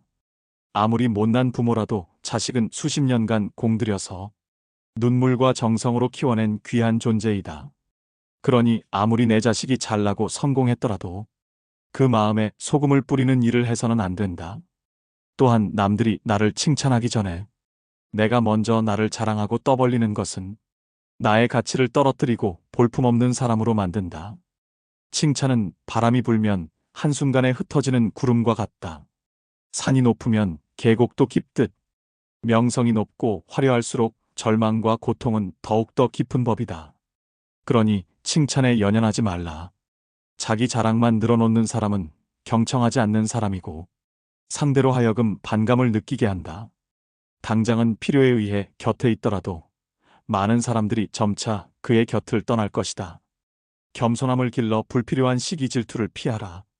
오히려 진짜 현명한 사람은 겸손으로 무장해 불필요한 질투심으로부터 자신을 보호한다. 자신의 가치를 알고 있고 다른 사람들로부터 검증을 요구하지 않는다. 특히 자랑거리가 많을수록 능력이 많을수록 상대가 나에게 시기 질투를 느끼지 않도록 하는 것이 제일 좋은 처세다. 인간이란 자기보다 가진 것이 많다고 생각되면 시기 질투하고 자기보다 가진 것이 없다고 생각되면 무시하는 게 본능이다. 아무리 선행이라도 계속 말하면 오만해 보인다. 선행의 진실함이 가려지고 나를 과시하기 위한 수단으로 비춰질 것이다. 굳이 드러내지 않아도 나의 배품을 기억하는 소수의 사람들이 나에게 중요한 도움을 줄 때가 올 것이다. 스스로 옳다고 여기는 사람은 분명하게 판단하지 못하고 스스로 만족해하는 사람은 드러나지 않으며 스스로 뽐내는 사람은 공로가 없어지고 스스로 자랑하는 사람은 오래가지 못한다. 다섯 번째, 내가 가진 돈에 대해 이야기하지 마라. 세상에서 사람을 가장 크게 상처 입히는 세 가지는 번민과 말다툼 그리고 텅 빈 지갑이다. 그 중에서 텅 빈 지갑이 가장 크게 사람을 상처 입힌다. 그러니 가족이나 아무리 친한 친구에게도 내가 돈을 얼마나 많이 가졌는지에 대해 말하지 마라. 인간은 다른 이가 나보다 더 많은 것을 가졌다는 이유만으로도 상처받는 존재다. 앞에서 다들 박수 쳐주면서 함께 기뻐하는 것 같아도 속마음은 그렇지 못하다. 나보다 돈이 적으면 무시하고 많으면 질투하는 게 인간의 본능이다. 돈 자랑도 아무나 하는 게 아니다. 드러난 돈이야 내가 자랑하지 않아도 남들이 다 안다. 또한 처음 만나는 사람 앞에서 돈 자랑으로 과시하는 것이 절대 다른 사람은 기선제압하는 좋은 방법이 아니다. 오히려 그런 사람은 만나면 돈 냄새가 진동을 해서 자신을 진정으로 도와줄 사람은 코를 막고 떠나가고 돈만 빼먹으려는 사람들만 호시탐탐 입맛을 다시며 우글거리게 된다. 혹여 특히 나와 별 다를 바 없이 살던 지인이 갑자기 부자가 된 경우라면 그 시기 질투의 강도가 세진다. 그러면서도 당연한 듯 무언가를 요구하거나 기대하며 내가 더 받는 것이 당연한 듯 행동하기 쉽다. 결국 관계는 끝을 맺는다. 그렇기에 아무리 친한 친구나 가족이라도 내가 가진 돈에 대한 이야기는 절대 하지 마라. 6번째, 내 목표에 대해 말하지 마라. 다른 사람에게 나의 목표를 알렸을 때 좋은 결과로 돌아오는 일은 극히 드물다. 그저 내 목표가 정확히 무엇인지 상대방에게 이해시키는데 귀중한 힘을 낭비만 하는 경우가 많다. 사람들의 의견과 관점은 서로 다르고 각자의 경험에 따라 상대적이기 때문이다. 사람들은 돈만큼 남들이 가진 재능에 질투를 느낀다. 자신보다 뛰어난 사람이 많아지는 것을 경계하기 때문에 지금보다 발전하려는 사람들을 철저히 뭉개려 할 것이다. 아직 시작도 안 한 목표를 남들에게 말하는 것은 내 목표로부터 멀어지는 일이다. 결국 목표를 만들고 성취하는 것은 자신에게 달려 있어. 목표를 향해 어느 정도 진전을 이룰 때까지 혼자 알고 있어라. 내 목표나 꿈은 나 자신에게는 중요하지만 다른 사람들에게는 그리 중요하지 않은 문제이다. 또한 목표를 이루는 과정에서 실패할 가능성도 있기 때문에 목표를 이루기도 전에 말하는 것은 내 약점을 미리 떠벌리는 것과 같고 성숙한 관계에서도 상대에게 부담감을 줄 수 있다. 간혹 타인의 좋은 거, 지지를 구하는 것이 도움이 될 수는 있지만 내가 목표하는 것을 이미 이루었거나 그 분야의 전문가가 아닌 이상에는 조언을 구하지 마라. 목표를 너무 일찍 논의하는 것은 불필요한 에너지를 소비하고 목표를 성취하는데 방해가 될 수 있다. 목표를 알린 타인에게 좋은 평가를 받는 일에 너무 연연한 나머지 지나치게 불안감을 느낄 수 있다. 세상에서 가장 위험한 것은 해보지 않은 자의 조언이다. 나를 이해하지 못하는 사람들의 근거 없는 판단과 평가에 쓸데없이 발목을 잡힐 필요가 없다. 최고의 승리는 자기 자신을 정복하는 것이지 남들에게 정복당하는 것은 최대의 수치이다. 사람과 사람 사이에는 서로 상처를 주지 않는 적절한 거리가 필요합니다. 인간관계의 적당한 거리는 일종의 미덕이며 보호장치입니다. 적당한 거리를 유지하면 서로의 마음에 공간이 생기고 이 공간에 이해와 포용을 담을 수 있습니다. 오늘의 지혜로 인간관계의 해답을 얻으셨길 바랍니다. 여러분들 어때요? 세상 사는 거 기쁘세요? 안 기쁘세요? 기뻐요? 근데 항상 기뻐요? 그게 문제예요. 성서에는 뭐라고 나왔어요? 항상 기쁘라고 그랬어요. 우리가 80평생을 산다고 보면은 일을 하는데 26년을 쓴대요. 일을 하는데 잠을 자는데 한 23년을 쓴대요. 그걸 밥 먹는데 6년을 쓴대요. 그 다음에 사람 기다리는데 6년을 쓴대요. 그리고 텔레비전 보는데 10년을 쓴대요. 근데 너무 기뻐갖고 막 웃으면서 그 기쁨을 만끽하는 거는 22시간 3분밖에 안 된대요. 80평생에. 항상 기쁜 게 아니야, 항상 기쁜 게. 근데 성서에는 항상 기쁘라고 그랬는데 우리는 22시간 3분밖에 안 기쁘단 말이에요. 여러분들 월세 살고 전세 살 때 꿈이 뭐예요? 나는 17평 아파트라도 내 이사 안 다니고 내 집 하나 가졌으면 원도 한도 없겠다. 그래갖고 정말로 열심히 돈을 모아갖고 17평짜리 아파트를 샀어. 방 2개짜리인데 너무 좋은 거야. 이제 이사 안 다녀도 되니까. 그래갖고 쓸고 닦고 그냥 그 방 2개 그냥 빛이 번쩍번쩍 나요. 그렇게 행복하게 사는데 갑자기 친구가 차미슬 아파트 32평짜리 아파트 이사 간 친구가 나 이 32평 아파트 샀다고 집들이 한다고 오라고 그래갖고 그 집에 딱 갔는데 이런 우리 집 17평이 그 집 베란다에 들어가게 생긴 거야. 그때부터 기뻐요, 안 기뻐요? 안 기뻐요. 이때부터 목표가 바뀌어요. 17평에서 뭘로 바뀌어요? 32평으로 바뀌어. 그래갖고 그냥 허리띠를 졸라매. 제일 만만한 게 뭐야? 교무금이야. 7만 원 내던 거 그냥 3만 원으로 딱 줄이고 열심히 그냥 한 10년을 모았어. 10년을 모았는데 모아갖고 경남 아파트 32평 샀어. 32평 사갖고 그냥 너무 행복한 거야. 근데 이 32평에는 안방에 샤워실도 있고 화장실도 있는 거예요. 온 세상을 다 얻은 것 같아. 그냥 너무 행복한데 아니 친구가 천당역 분당에 50평짜리 아파트 샀다고 초대를 하네. 거기 와보니까 우리 집 32평이 어디에 들어가게 생긴 거예요? 그 집 거실에 들어가게 생긴 거야. 우리가 이 세상을 살면서요 욕심을 부리다 보면은요 항상 기쁘지 않아요. 세상적인 욕심은요 채워도 끝이 없어요. 그래서 바다는 채워도 사람 욕심은 못 채운다는 거예요. 여기 계신 분들 혹시 난 지금 너무 괴로워, 내가 사는 게 힘들어, 뭐 때문에 힘드느냐면 지금 현실이 힘든 게 아니에요. 여러분들 욕심이 너무 많아서 힘든 거예요. 이유는 다른 거 하나 없어요. 그런데 우리가 목표가 하늘나라인 사람, 나는 이 세상적인 게 날 좀 실망시킨다 하더라도, 이 세상적인 출세를 좀 못했다 하더라도 나의 최종 목표는 하늘나라다. 정말로 아름다운 꽃이 있고 아름다운 사람들이 있고 성모님이 있고 하느님이 있고 예수님이 있고 오늘 채칠야 성녀 같은 그런 정말 아름다운 분들이 있는 그곳에 내가 간다라는 희망을 가진 사람은요 이 세상적인 게 날 좀 실망시킨다 하더라도 항상 기쁘게 살 수 있어요. 그런데 이 세상에 욕심만 부리다가 하느님 믿지도 않고 하늘나라에 대한 희망을 두지 않는 사람은 마지막에 빈털터리로 갈 수 있다는 얘기입니다. 제가 평창에서 우리 생태마을에 한 100명 정도 시각장애자들이 와서 강의를 들었어요. 근데 그냥 강의를 너무 재밌게 듣는 거예요. 그래서 당신들 뭐가 그렇게 재밌느냐 그러니까 신부님 우리는 눈에 뵈는 게 없어서 행복해야 되는 거예요. 눈에 뵈는 게 없어서. 여러분들 우리는요 그분들은 눈에 뵈는 게 없어서 행복하다고 그러는데 우리는 왜 안 행복하냐면 너무 보는 게 많아서 불행한 거예요.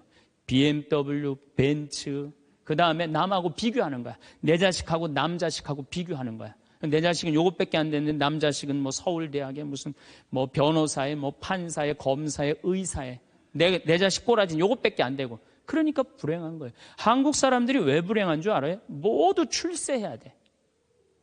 그냥 이 세상에서 전부 다 출세. 여러분들 출세하면 행복할 것 같아요?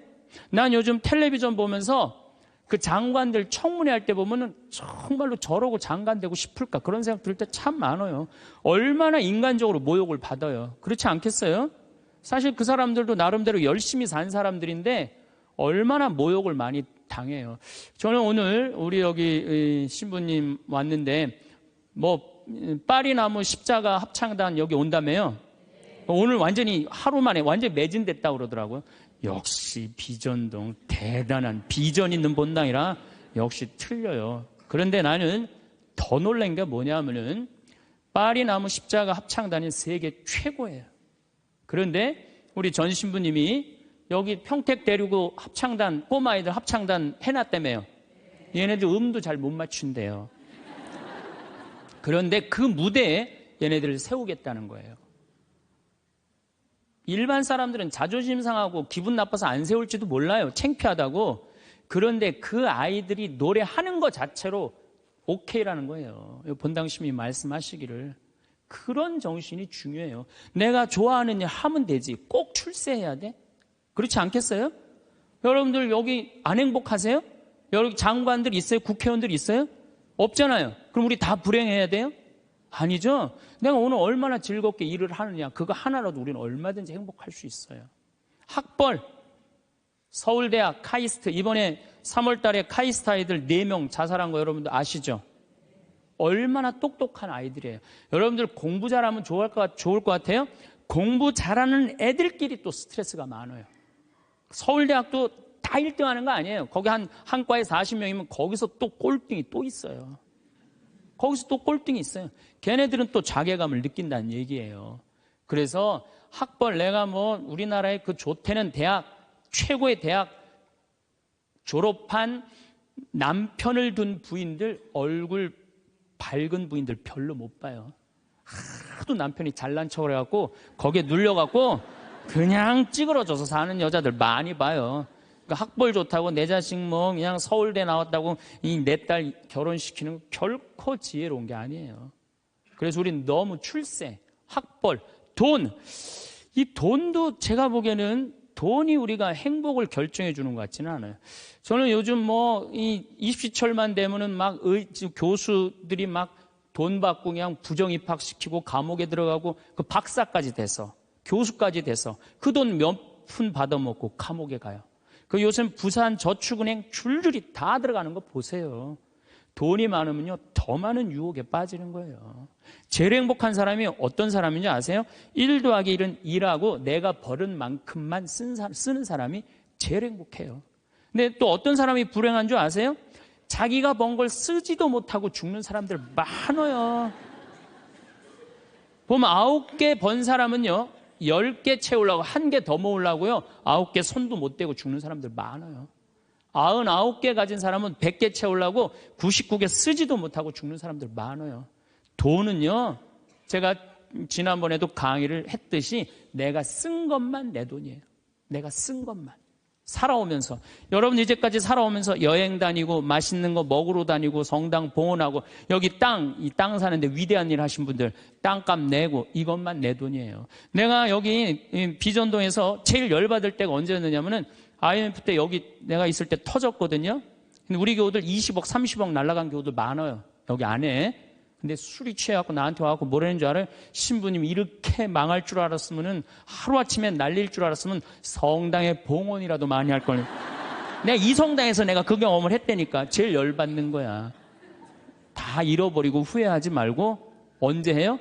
있을 때 하세요. 있을 때. 그러니까 여기 지금 땅 산 거 열심히 봉헌하세요. 돈이 나를 행복하게 하는 건 아니에요. 또 우리나라 사람들은 외모를 너무 따져. 외모를. 이 4가지가 우리나라 사람들이 기쁘지 않는 이유 중에 하나래요. 그 시각장애우들이 아시면 우리 눈에 뵈는 게 없어서 행복하다 그러더니 그분들이 우리 생태마을 앞마당에 보면 강이 내려다 보여요. 강이 내려다 보이는데 내 형제가 이 시각장애자인데 눈에 열이 너무 많았고 눈을 차라리 빼버리는 장애우들이 많아요. 그래서 아예 빼는 교우들도 있어요. 근데 눈을 정말로 다 뺀 형제 넷이서 그 강을 이렇게 내려다 보면서 내려다 보는 건지 안 내려다 보는 건지 잘 몰라도 얘기를 하는 걸 내가 들었어. 야 베드로야, 내가 우리나라 참 많이 다녀봤는데 이렇게 경치 좋은 데는 처음이라는 거예요. 그래서 내가 물어봤어요. 아니 뭐가 그렇게 경치가 좋은지 당신이 어떻게 아느냐고. 신부님 강물 소리 들리지 않느냐 이거야. 그 다음에 새소리 들리지 않느냐 이거야. 그 다음에 느티나무가 있는데 바람에 느티나무 흔들리는 소리 들리지 않느냐. 그 다음에 5월 달에 꽃이 만발했는데 이 꽃 향기 미친다는 거 맑은 공기에. 아니 눈이 없는 우리 보이지도 않는 우리 시각 장애우들도 이렇게 경치 좋은데 처음이라는데 우리는 그냥 두 눈을 다 뜨고 이 아름다운 별도 보고 하늘도 보고 단풍도 보고 이 평택 들판도 보는데 내가 안 기쁘다. 이 사람들 어때요? 영적으로 단단히 병든 것 같지 않아요? 혹시 여러분들 지금 난 안 기쁘다. 이분들 영적으로 병든 분들이에요. 이거 눈 지금 뜨고 있는 것만 해도 얼마나 은혜로운 거예요. 눈 하나 갈아 끼는데 1억이야 1억. 2개 갈아 끼면 2억이야 2억. 지금 나 쳐다보고 있는 분들 여기 지금 2억 깔고 지금 쳐다보고 있는 거예요. 엄청나게 부자들이 여기 앉아 있는 거 지금. 자 여러분들 심장 하나 갈아 끼는데 5천, 간 갈아 끼는데 7천, 신장 갈아 끼는데 3천이에요. 그럼 요거 합치면 3억 5천이에요. 그런데 오늘 아침에 이 중국의 사형수들 장기 매매를 한다고 그러죠? 참 나 깜짝 놀랐어요. 이 간 하나 그 매매하는데 1억 5천이래. 신장 7천만 원. 다 따블이야 보니까. 이 공식적으로 인터넷에 나온 자료보다 훨씬 더 비싸요. 그러니까 여러분들 그걸로 따진다면 여러분들 기본적으로 지금 한 6억 지금 갖고 있는 거예요. 팔 하나 갈아 끼는데 400, 양팔 800, 양다리 1600 이거 합치면은 아니 이렇게 양다리 양팔 다 갖고 있으면서 내가 기쁘지 않다. 지금 기쁘지 않는 분은 욕심이 꽉 차서 기쁘지 않는 거예요. 돈 욕심, 자식 욕심, 명예 욕심. 이 욕심을 아직 못 채웠다고 지금 기쁘지 않고 맨날 짜증 부리고 신경질 부리는 거예요. 지금 이렇게 건강한 몸으로 지금 집에서 여기 성당까지 걸어오셨다. 여러분들은 무조건 행복해야 되고 기뻐야 돼요. 여기 여기 자해원에 한번 가보세요. 여기 뇌수정에 걸린 아이들, 뇌가 얼마나 큰지 몸보다 머리가 더 커요. 얘네들은 평생 일어나질 못해요. 그러니까 점점 머리가 커지다가 20살도 못 넘기고 죽어요. 평생 한번 일어나 보지도 못하는 거예요. 근데 여러분들은 지금 걸어서 2다리로 여기까지 와서 앉아있다. 무조건 삶의 충만함, 살아있는 거에 대한 희열을 느끼셔야 돼. 난 정말로 건강하게 살아서 내가 움직이고 있구나. 근데 난 지금 얼굴에 그냥 기쁨이 하나도 없어.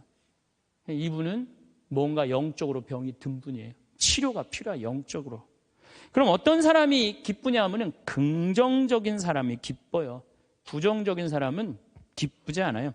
세상을 삐딱하게 보는 분들은 안 기뻐요. 보면은 장사 안 돼도 대통령 탓, 고수톱 안 돼도 대통령 탓, 내가 이렇게 지질이 못 사는 것도 부모 탓, 다 남 탓하는 사람은요, 기쁠 수가 없어요. 남 욕하는 사람은 행복하지가 않다는 거예요. 그래서 항상 긍정적으로 말해야 돼. 경제학자 파레토라는 사람이 있는데, 이 사람이 개미들 있죠, 개미들. 개미들이 참 부지런한 곤충이잖아요. 그래갖고 개미를 관찰을 해봤어요. 그랬더니 개미들이 100마리가 왔다 갔다 하는데, 놀랍게도 먹을 걸 물고 왔다 갔다 하는 거는 20마리밖에 안 된대요. 나머지 80마리는 그냥 왔다 갔다 하는데, 그냥 아무것도 안 하고. 그래갖고 너무 신기해갖고 요 20마리를 또 모아갖고 또 100마리를 만들어 놓으니까 처음에는 다 물고 왔다 갔다 하더니 조금 지나더니 20마리만 먹을 걸 물고 왔다 갔다 하고 나머지 80마리는 그냥 왔다 갔다 하는데, 어느 공동체나 열심히 일하는 사람은 20%예요. 나머지 80%는 그냥 왔다 갔다 하는 거예요. 성당도 똑같아요. 성당도 보면은 성당 와서 미사 해설하고, 나 오늘 저녁 너무너무 맛있게 먹었는데 저녁 준비하고 뭐 성당에서 봉사하는 사람은 20%고 나머지 80%는 그냥 왔다 갔다 하는 거야, 가방 들고. 근데 본당 신부가 그 20%에 초점을 맞추느냐 80%에 초점을 맞추느냐에 따라서 본당 분위기는 하늘과 땅 차이예요. 80% 그냥 왔다 갔다 하는 사람 맨날 욕해. 당신들 그래갖고 천당 가겠느냐, 당신들 그렇게 살아서 예수님한테 상 받겠느냐, 맨날 욕먹어. 그러면 20%, 열심한 20%가 무슨 생각을 하냐면, 나는 뭐야? 난 정말 집안일도 다 뒤로 하고 하느님 일 이렇게 열심히 하는데 칭찬 한 번도 받은 적이 없어. 그럼 그 사람들 기운 빠져요. 성당 분위기 쫙 떨어지는 거예요. 그런데 그 20%, 당신들 때문에 우리 성당 움직인다, 당신들은 하느님이 보내준 천사다, 정말로 고맙다, 이러면 20%가 으쌰으쌰 해갖고 신나게 움직이면은 나머지 80%도 얼떨결에 따라오는 거예요. 이게 바로 성당 분위기예요. 긍정적인 면을 강조하느냐 부정적인 면을 강조하느냐, 엄청난 차이가 나요. 여러분들 남편들 100% 마음에 들어서 데리고 살아요? 한 20%만 마음에 들어도 데리고 사는 거예요. 술은 안 먹지 않느냐, 때리지는 않지 않느냐, 월급은 제때제때 갖다 주지 않느냐. 만약에 마음에 안 드는 80%만 맨날 말하면요, 그 부분은 못 살아요. 긍정적인 걸 보는 거 중요한 거예요. 내가 여기 비전동에 5년 있다가 경기도 광주 능평성당이라는 데를 갔어요. 저 개인적으로는 이 비전동이 사실은 우리 수원교구에서도 최고의 본당이라고 자부를 해요. 교우들도 정말로 착하고 말 잘 듣고. 근데 딱 갔더니 여기는 우리 박건순 신부님이 딱 저조소 했는데 거기 가보니까 아무것도 없어. 그냥 성당은 천막에다가 옆은 콘테이너에다가 바닥은 맨 흙이야. 거기 그냥 바닥에 흙에서 막 원추리 붓꽃이 막 피는 거야. 제대 꽃꽂이가 필요 없어. 알아서 펴주니까. 갔는데 분당 요한성당에서 500명을 주고 경기도 광주에서 100명을 주고 경기도 죽전성당에서 150명을 줬어요. 750명이야. 딱 갔는데 안 그래도 성당도 허접한데, 아니 그 죽전에 사는 그 교우들이 우리 쪽으로 주교님이 발령을 냈단 말이에요. 이제 능평성당으로 가라고. 근데 거기서 전화가 왔어요. 교우들이. 신부님, 우리가 이제까지 죽전성당 짓느냐고 그렇게 애를 썼는데 또 신설성당으로 우리 집으로 가라고 그러더니 이 말이 됩니까? 자기네들끼리 회의를 했는데 안 오기로 결정을 했대요. 자, 제가 그 안 온다는 150명하고 싸웠을 것 같아요? 안 싸웠을 것 같아요? 안 싸웠어요. 왜? 그분들 와봤자 더 골치 아파요. 더 골치 아파요. 그래서 오지 말으라고 그랬어요. 근데 나한테 600명이야. 근데 우리 이 능평성당은 이 버스를 타고 이 능평 교우들이 분당으로 나가면은요, 버스 한 번이면 가요. 근데 우리 성당으로 오려면 2번을 갈아타야 돼. 그러니까 교우들이 다 분당으로 나가는 거예요. 미사 참여 이제 딱 150명이 오는 거, 150명이 주일날. 내가 여기 떠날 때 주일날 여기 1,700명이 왔거든요. 내가 막 떠날 때 여기가 주일날. 1,700명 맨날 하다가 150명 오니까 이건 사람도 아닌 거예요. 숫자가. 너무 좋더라고요. 그래갖고 미산 딱 11시 미사 한 대. 한 대니까 미사 끝나면 맨날 돼지를 한 마리씩 잡는 거예요. 맨날 돼지를 먹는 거예요. 맨날. 내가 내면 총회장이 내고, 총회장이 내면 부회장이 내고 돌아가면서. 그때는 돼지가 한 마리에 15만 원밖에 안 했거든요. 또 내가 가정방문 다니면 막 개 키우는 집에 있으면 뭐 이런 걸 키우냐고 먹자고 그냥. 잘 아실 거예요. 내가 얼마나 좋아하는지. 그래갖고 그냥 맨날 성당 마당에서 불을 지펴놓고 맨날 먹는 거야. 그런데 놀랍게도 우리 성당 마당이 분당으로 나가면요, 마당이 보여요. 그 분당 미사 참여 나가는 교우들이 맨날 성당 마당에서 그냥 불이 지글지글 일어난단 말이야. 저게 뭔가 하고 교우들이 자꾸 하나 둘씩 오기 시작하는 거야. 점점 교우들이 느는 거예요. 근데 이 1년이 지났는데 죽전에서 안 오겠다는 교우들이 전화가 왔어요. 자기네들이 회의를 했는데 오기로 결정을 했대요.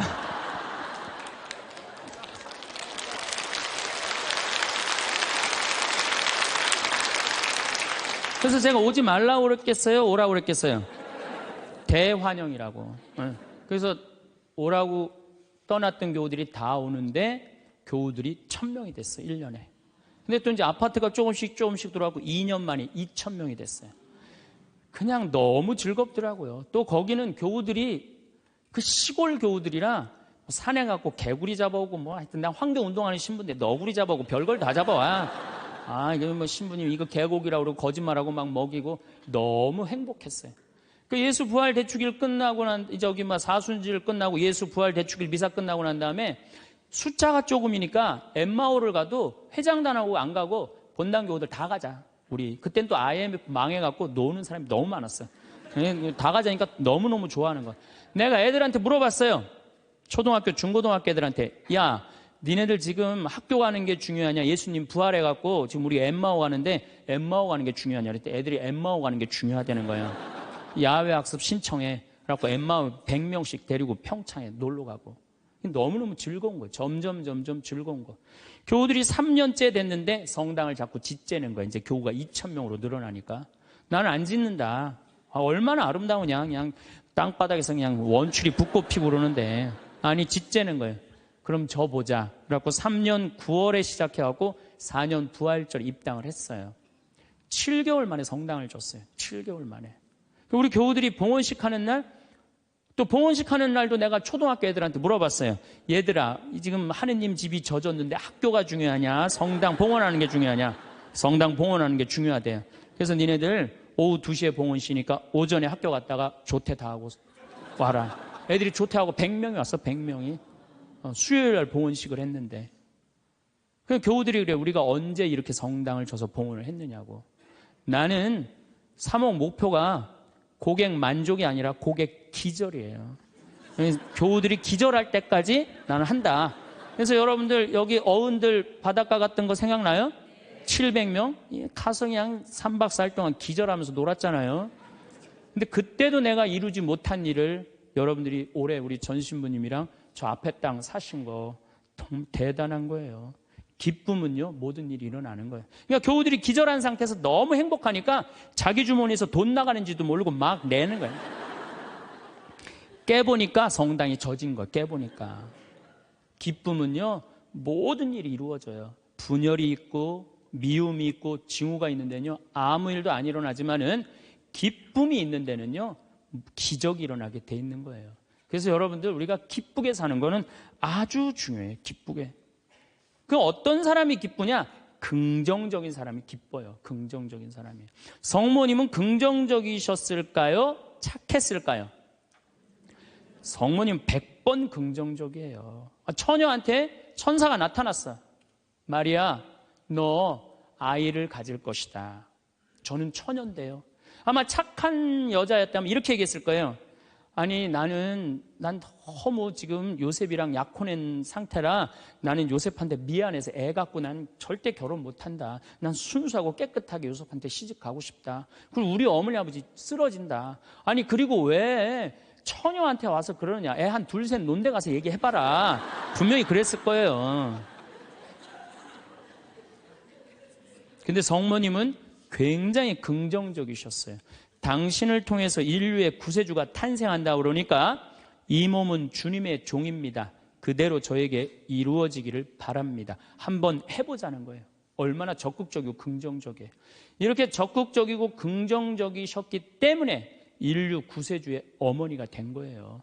그래서 나는 긍정적인 여자가 좋지 난 착한 여자는 좋아하지 않아요. 나는 착한 여자가 난 싫어요, 사실은. 착한 여자 짜증나요, 짜증나. 우리 생태마을에 50, 60이 다 돼갖고 암이 걸려갖고 오는 분들 많아요. 특히 자매들.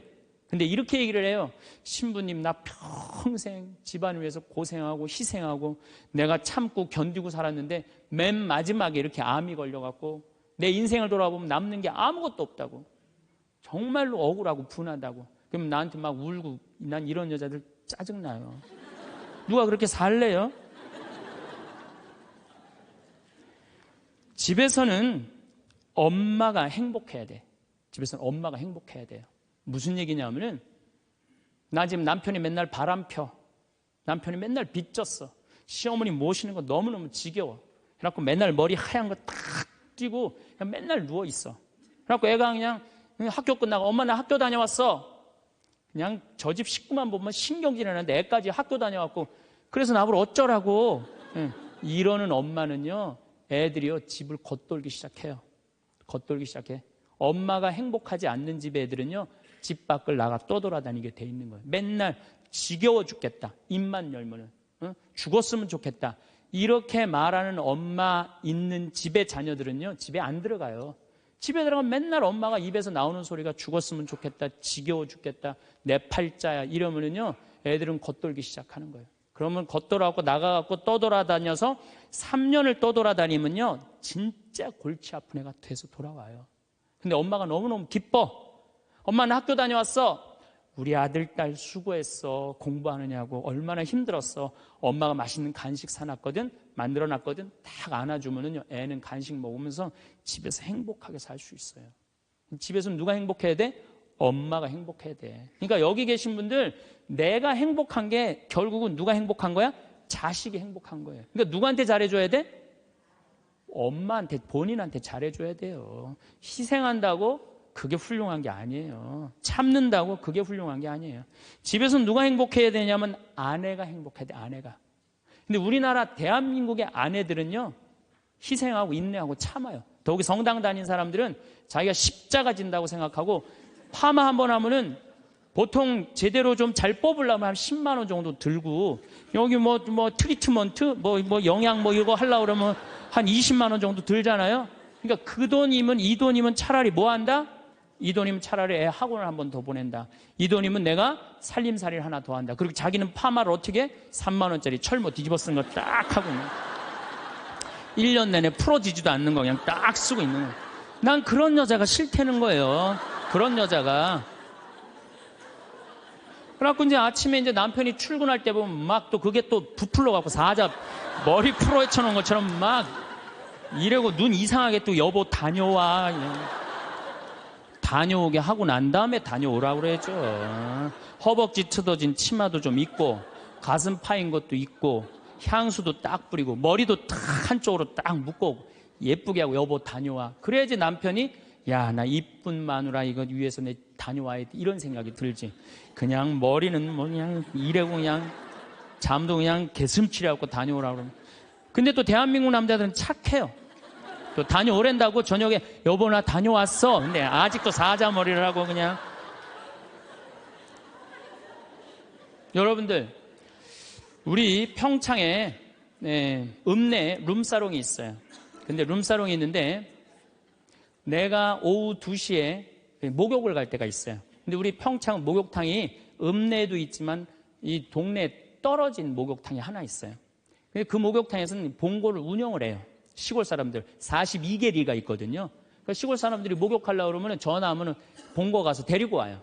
근데 거기 아가씨들도 전화하면 우리 그 목욕탕이 봉고를 가지고 데리고 와요. 내가 목욕 2시에 갈 때 그 아가씨들이 같이 봉고를 타고 들어올 때가 있어요. 내릴 때 보면은요, 정말로 저런 여자들하고 무슨 술 맛이 나갖고 술을 먹을까 이런 생각이 들어요. 하여튼 밤새 술 먹고 그래서 겨우 이제 정신 차리고 나오니까 이상하잖아요. 나도 이제 목욕탕 들어오고 그 아가씨들도 목욕탕 들어가. 그런데 목욕이 끝나고 그 아가씨들이 꾸미고 나오면요, 들어갔던 아가씨들이 아니에요. 얼마나 예쁜지요. 술이 확 땡긴다니까 그 아가씨들 보면은. 여기 계신 여러분들도 본인한테 조금만 투자하면은, 본인을 조금만 가꾸면은 참 예쁠 거예요. 근데 자기 무슨 군인이야? 철못 딱 쓰고 옷도 1년 내내 그냥. 지금도 내가 분명히 여기 방송 촬영한다고 그랬는데 다 까만 옷 입고 왔어. 좀 이쁜 옷 좀 입고 오라고 그랬더니 그게 누가 이 보면은 좋겠어요. 결코 그게 잘하는 게 아니에요. 자기한테 투자하는 게 누구를 기쁘게 해주는 거냐면 자식하고 남편을 기쁘게 해주는 거야. 결혼 25주년이 됐어. 10주년도 까먹더니 20주년도 까먹더니 25주년은 기억해 줄래나. 한 달 전부터 계속 기다리는 거. 혹시 결혼 기념일 뭘 해줄까. 근데 역시 그날도 그냥 넘어갔어. 나한테 와서 신부님 난 결혼 25주년 또 한 번도 기념일을 선물을 받아본 적이 없다고. 그럼 막 눈물 흘리는 그런 여자들이 난 싫어요. 결혼 25주년인데 남편이 기억을 못하는 것 같다. 그럼 어떻게 하시면 돼요? 여보, 내 결혼 25주년인데 이번에 제주도가 7대 경관으로 뽑혔대. 내가 예약해놨거든. 일주일 동안 다다음 주 휴가 내. 같이 갔다 오자. 내가 내면 되지. 내가 내면 되지 않겠어요? 근데 자기를 위해서 투자하는 걸 나쁘다고 생각해요. 그리고 20년 동안 인상을 쓰고 사는 거예요. 그리고 그 집을 전부 어둡게 만드는 거예요. 집에서 누가 행복해야 돼? 아내가 행복해야 돼. 아내가 행복해야 돼요. 집에서 누가 행복해야 되냐면은 며느리가 행복해야 돼.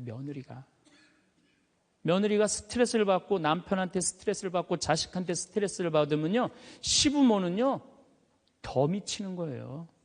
뭐가 기쁘다고 시어머니를 모시겠어요. 그러니까 여기 있는 우리 형제님들, 내가 남은 인생 이게 참 안 죽는 게 문제예요. 옛날에는요 평균 연령 46세 때는요 조금 못 살아도, 남편이 속색여도, 시부모가 힘들게 해도 다 참고 살았어요. 왜 참고 살았는지 아세요? 몇 년만 참으면 죽을 거니까. 몇 년만 참으면 죽을 거니까 다 참고 살았어요. 요즘은 참고 살아도 50부터 110살까지 60년을 어떻게 참고 살아요. 뭔가 긍정적인 문제를 해결을 하고 행복하게 살아가야죠. 그러니까 집에서는 누가 행복해야 되냐면 며느리가 행복해야 돼. 그러니까 여기 있는 형제님들은 누구 행복만 책임지면 행복하냐면 마누라, 아내, 집사람만 행복하게 해주면요, 여러분들 일생은, 남은 생은 전부 편안해요. 남은 생은. 그래서 집에서는 이제는 21세기는 누가 행복해야 되냐면 여자가 행복해야 돼. 여자가 행복해야지 모두가 행복한 시대가 오는 시대가 됐다는 얘기예요. 성모님도 뭐라고 그랬어요? 내 영혼이 주님을 찬송하며 나를 구하신 하느님 생각에 내 마음 기뻐 뛰노나이다. 성모님이요 그렇게 불행하게 산 게 아니에요. 굉장히 행복하게 사셨어요. 내 마음 기뻐 뛰논다. 그리고 인류의 구세주를 계속 키우셨는데 얼마나 행복하겠어요. 물론 마지막 날 아들 돌아가신 거 너무너무 마음 아팠지만은 금방 살아났잖아. 3일 만에. 그렇지 않아요? 근데 우린 뭐 통고의 어머니, 뭐 고통의 바다 이러는데 내가 보기에는 성모님은요 굉장히 행복한 분이에요. 내 마음 기뻐 뛰논다 그랬잖아요. 또 성모님이 엘리사벳을 찾아갔을 때 엘리사벳이 뭐라 그래? 주님의 어머니가 나를 찾아주시다니 이게 어찌된 일입니까?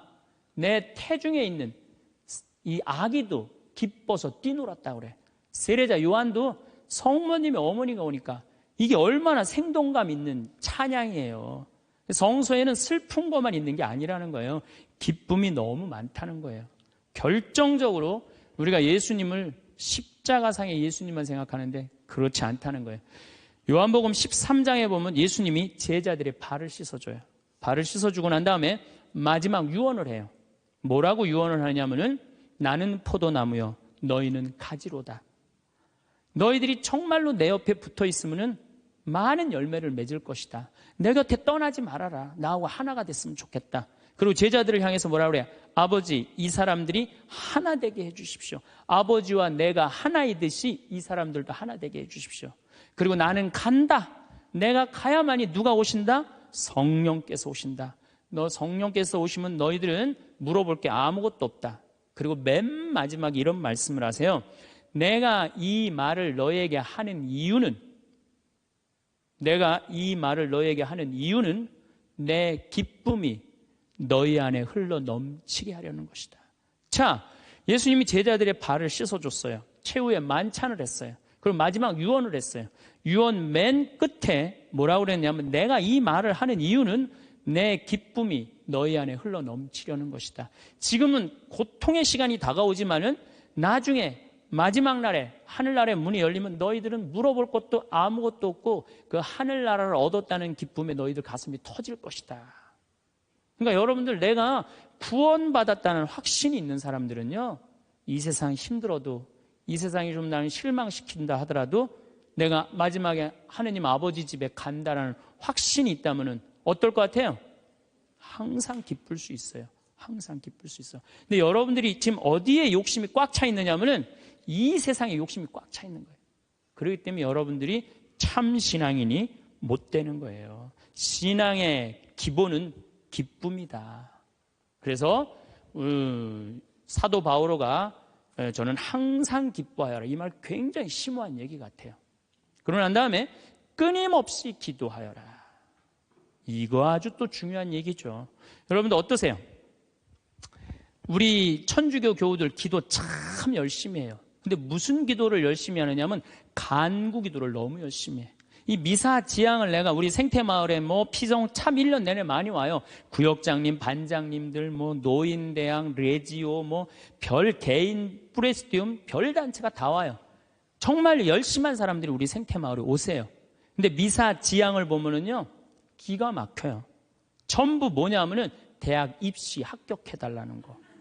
그 다음에 딸 결혼시켜달라는 거. 그 다음에 딸 애 생기게 해달라는 거. 임용고시 합격하게 해달라는 거. 그 다음에 전세 나가게 해달라는 거. 월세 나가게 해달라는 거. 지금 분쟁이 걸려있는데 분쟁 잘 되게 해달라는 거. 이런 게 미사 지향이에요. 여러분 진정한 미사 지향은 내 영혼의 구원을 위해서. 오늘 나를 위해서 미사 넣으신 우리 교우가 한 분인데 난 너무너무 고마워요. 나를 위해서 미사를 넣어야 돼요. 근데 우린 너무너무 간구 기도가 많아. 간구 기도를 자꾸 하느님께 드리다 보면은 내가 신앙이라는 건 내가 하느님의 뜻을 실천하려고 신앙생활하는 거예요. 근데 간구 기도를 자꾸 하다 보면은 나중에 보면 하느님이 내 뜻을 실천하고 있어. 하느님이. 그러니까 내가 하느님의 종이 아니라 누가 내 종이 돼 있어? 하느님이 내 종이 돼 있는 경우가 너무 많아. 하느님이 내 종이 돼 있는 경우가. 그 신앙이 올바르지 않아요. 여러분들 자녀들이 30살까지 키워놨어. 그랬더니 자녀가 와갖고 어머니 아버지 나 이렇게 30살까지 키워주셔서 너무 감사합니다. 차를 좀 그랜저로 바꿔드릴까요? 핸드폰을 좀 좋은 걸로 큰 걸로 바꿔드릴까요? 텔레비전 LED로 바꿔드릴까요? 집을 천당역 분당으로 옮겨드릴까요? 이런 자식은 토요일날 온다면 기다려져요? 안 기다려져요? 기다려지죠? 근데 올 때마다 엄마 나 이번에 우리 애가 대학 들어가는데 엄마 학비 좀 대줘. 거기 땅 있잖아. 그거 팔아갖고 학비 좀 손자 학비 좀 대줘. 엄마 나 차 좀 바꿔줘. 엄마 나 집 좀 강남으로 가게 좀 돈 좀 줘. 맨날 올 때마다 징징거리면서 달라고 그러는 자식. 엄마 나 토요일날 집에 갈게. 그럼 무서워요 안 무서워요? 무섭죠? 하느님도 똑같아요. 이렇게 하면 눈 2개, 콧구멍 2개 그냥 다 주셨는데 여러분들이 묵주기도 9일기도 책 딱 펼치고 묵주 딱 붙잡으면요 하느님이 깜짝 놀라는 거야. 이번 때 뭘 달라고 저게 또 9일기도 시작하나. 그렇게 많이 줬는데 헌금이나 많이 하면서 달라면 내가 이해를 해. 여러분들 1,000원짜리하고 10,000원짜리가 길 가다가 만났대요. 1,000원짜리가 10,000원짜리한테 물어봤대요. 너 요즘 어떻게 지내느냐? 그랬더니 10,000원짜리가 나 요즘 너무 바쁘다고 한국 시리즈 야구 구경도 가야 되고 연극도 보러 가야 되고 갈비도 먹으러 다녀야 되고 여행도 다녀야 되고 교회도 다녀야 되고 너무 바쁘다고. 이 파리 나무 십자가 공연도 보러 가야 되고 너무 바쁘다고. 그러니까 10,000원짜리가 또 예의상 1,000원짜리한테 물어봤어요. 그러는 너는 어떻게 지내느냐? 그랬더니 1,000원짜리 하는 말이 나는 사는 게 하나도 재미가 없어. 그날이 그날 같고 매일 똑같아. 뭐가 그렇게 그날이 그날 같은데? 그랬더니 1,000원짜리가 하는 말이 나는 하는 일이라고는 성당 다니고 또 성당 다니고 성당만 다녀 그러더래요. 아니 하느님한테 헌금이나 많이 하면서 시키면 내가 이해를 해. 딸랑 1,000원 주면서 뭐 이렇게 부탁하는 게 많아요. 미사 예물도 그래. 내가 보면은 이렇게 10,000원짜리 미사 예물 넣고 막 10명씩 쓰는 사람들 많아요. 그 한 사람당 1,000원이야, 한 1,000원. 내 얘기가 아니야. 내 동창 신부 얘기예요. 내 동창 신부님 얘기, 송영호 뻘건이 신부님 얘기예요. 나 좋은 거 배웠어요. 그 신부님한테. 아니, 하느님한테 미사 예물을 내면서 1,000원을 내면서 10,000원을 내면서 10명을 쓰면 어떻게 해. 그러니까 하느님이 1,000원 받고 너무 바빠요. 1,000원 받고. 헌금이나 많이 하면서 달라면 내가 이해를 해. 딸랑 1,000원 하면서 그냥 자꾸 간구 기도를 하다 보면 하느님을 시험하게 돼요. 자꾸 간구 기도를 하다 보면. 하느님은요, 감사 기도, 찬양 기도를 드릴 때요, 여러분들, 하느님께 뜨거운 마음이 생기는 거예요. 첫 번째, 나의 사생활을 필요 이상 말하지 마라. 사람을 만나면 벙어리가 되어라. 슬픔을 나누면 약점이 되고 기쁨을 나누면 시기가 된다. 사람의 이기적 본성은 타인의 고통에 둔감하게 만든다. 따라서 나의 사생활을 진심으로 걱정하고 위로해주는 사람은 거의 없다. 아니면 내 이야기가 주변에 퍼져서 심심풀이 주제로 소비되거나 언젠가 비수가 되어 나에게 돌아올 뿐이다. 특히 나의 안 좋은 습관들이나 불행한 가정사는 더욱 타인의 판단과 비판에 노출되지 않게 조심해야 한다. 삶의 특정 부분을 비밀로 유지해야 내가 더 품이 있고 남들에게 존중받아야 할 사람이라는 인식을 심어줄 수 있다. 내가 한번 내뱉은 말은 더 이상 비밀이 될 수 없다. 내가 뱉은 말은 점점 살이 붙기 마련이다. 또한 자신에 대해 과도하게 털어놓으면 사람들과 더 가까워지기보다 오히려 멀어지는 것을 경험하게 된다. 인간관계는 시간이 갈수록 계속해서 변화한다. 지금은 아주 가깝지만 몇 년 뒤는 어떻게 될지 모르는 게 사람 사이다. 시절인연이란 말도 있듯이 어떤 관계도 영원할 수 없다. 특히 우정은 한순간 깨지기 때문에 다른 사람에게 내 치부를 드러내기 전에 신중하게 생각해라. 반드시 후회한다. 만약 나의 깊은 사생활을 잘 아는 사람과 관계가 안 좋아지면 쓸데없이 신경 써야 하는 일이 많이 생길 것이다. 드러내지 말아야 할 내 사생활에 대한 이야기를 실컷 하고 집에 돌아와. 말하지 않았더라면 좋을 거라고 후회하는 것은 어리석은 행동이다. 두 번째, 나의 약점을 말하지 마라. 씁쓸하고 잔인하게도 인간은 타인의 약점을 통해 위안을 얻고 자신도 모르는 새에 은근히 즐긴다. 친할 때는 간이고 쓸개고 모두 다 줄 것처럼 하다가도 조금만 서운하면 쉽게 돌아서는 것이 갈 때보다 잘 흔들리는 인간의 마음이다. 내 약점을 다른 이들에게 말한다고 해서 도움과 위로를 받을 것이라고 생각하지 마라. 해결을 위한 노력을 하는 것과 동시에 그것들을 당신 혼자만 알고 있어라. 약점을 고치지도 못하면서 늘 인식하고 있다면 스스로를 위축시킬 뿐이다. 자신의 약점을 빨리 고치거나 잊어버려라. 약점은 누군가의 도움을 받아서가 아닌 스스로 극복해야 하는 것이며 동시에 스스로 극복할 수 있음을 명심해라. 옛말에 사람은 모두 입안에 도끼를 가지고 태어난다. 어리석은 사람은 말을 함부로 하여 그 도끼로 자신을 찢고 만다라고 했다. 말은 한 사람의 입에서 나와서 1,000사람의 귀로 들어간다. 질병은 입을 쫓아 들어가고 화근은 입을 쫓아 나온다.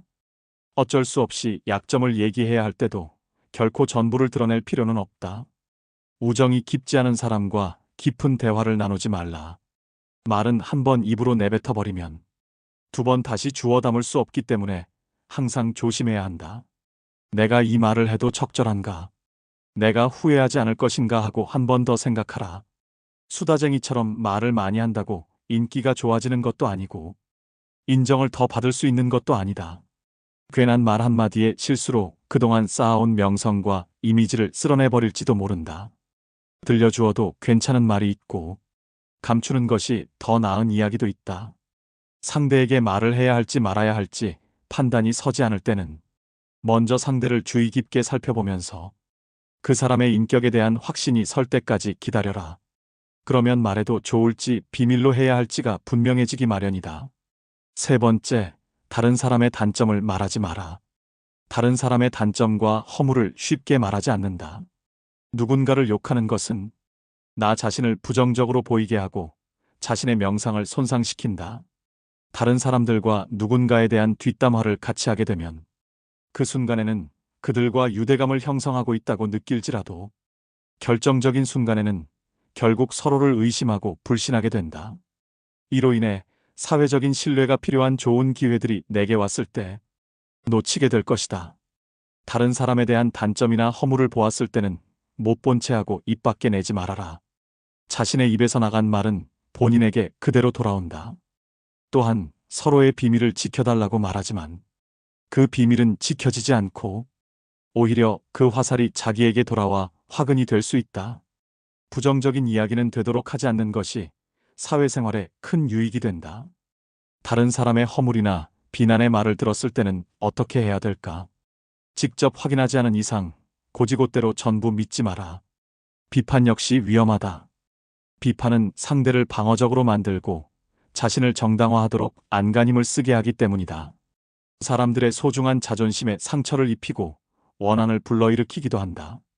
이미 내뱉어진 말은 상대방의 가슴 속에 수십 년 동안 화살처럼 꽂혀 있다. 비판은 부메랑이 되어 나에게 다시 돌아온다. 부정적인 이야기는 되도록 하지 않는 것이 사회생활에 유익하다. 상대의 의견에 반대하거나 잘못했음을 가르쳐 주어야 할 때도 직설적으로 말하기보다는 우연히 떠오른 것처럼 재치 있게 말해 주어라. 불필요한 조언이나 비난은 관계를 손상시키고 신뢰나 존중의 부족으로 이어지기 때문에 진정한 지지와 격려로 긍정적인 관계를 만들어라.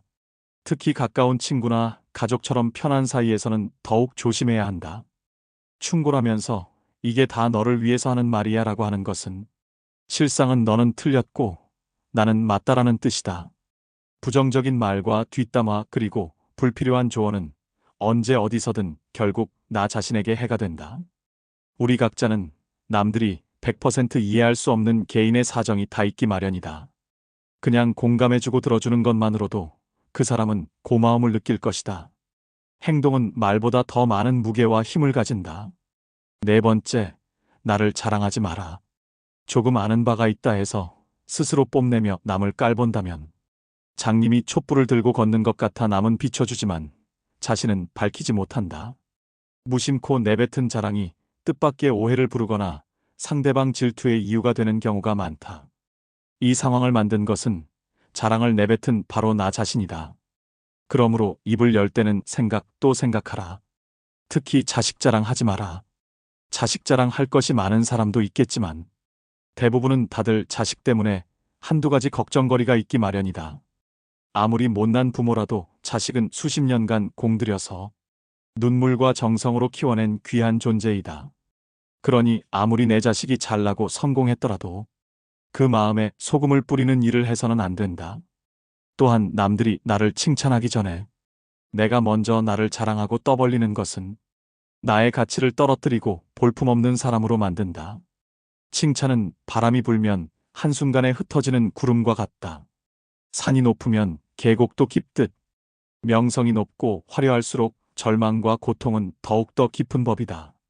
그러니 칭찬에 연연하지 말라. 자기 자랑만 늘어놓는 사람은 경청하지 않는 사람이고 상대로 하여금 반감을 느끼게 한다. 당장은 필요에 의해 곁에 있더라도 많은 사람들이 점차 그의 곁을 떠날 것이다. 겸손함을 길러 불필요한 시기 질투를 피하라. 오히려 진짜 현명한 사람은 겸손으로 무장해 불필요한 질투심으로부터 자신을 보호한다. 자신의 가치를 알고 있고 다른 사람들로부터 검증을 요구하지 않는다. 특히 자랑거리가 많을수록, 능력이 많을수록 상대가 나에게 시기 질투를 느끼지 않도록 하는 것이 제일 좋은 처세다. 인간이란 자기보다 가진 것이 많다고 생각되면 시기 질투하고 자기보다 가진 것이 없다고 생각되면 무시하는 게 본능이다. 아무리 선행이라도 계속 말하면 오만해 보인다.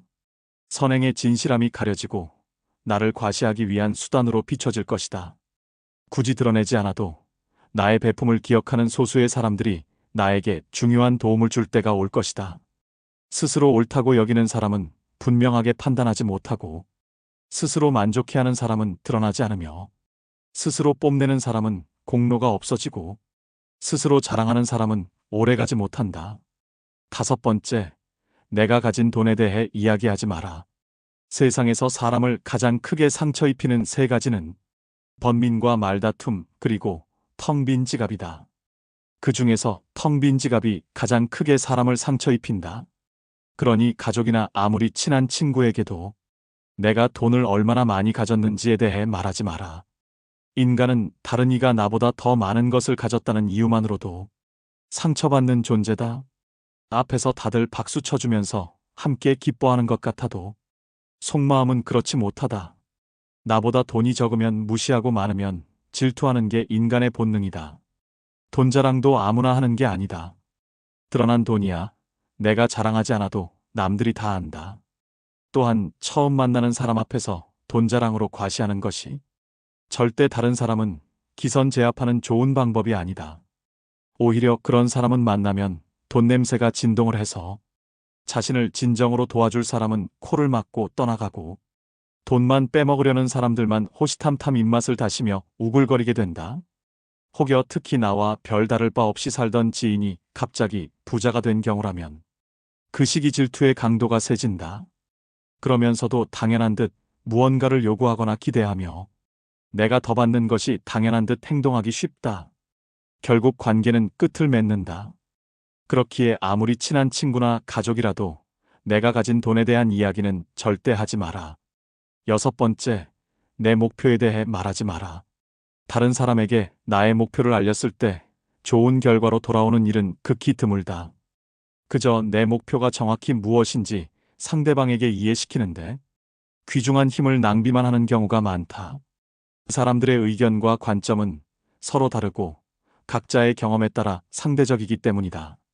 사람들은 돈만큼 남들이 가진 재능의 질투를 느낀다.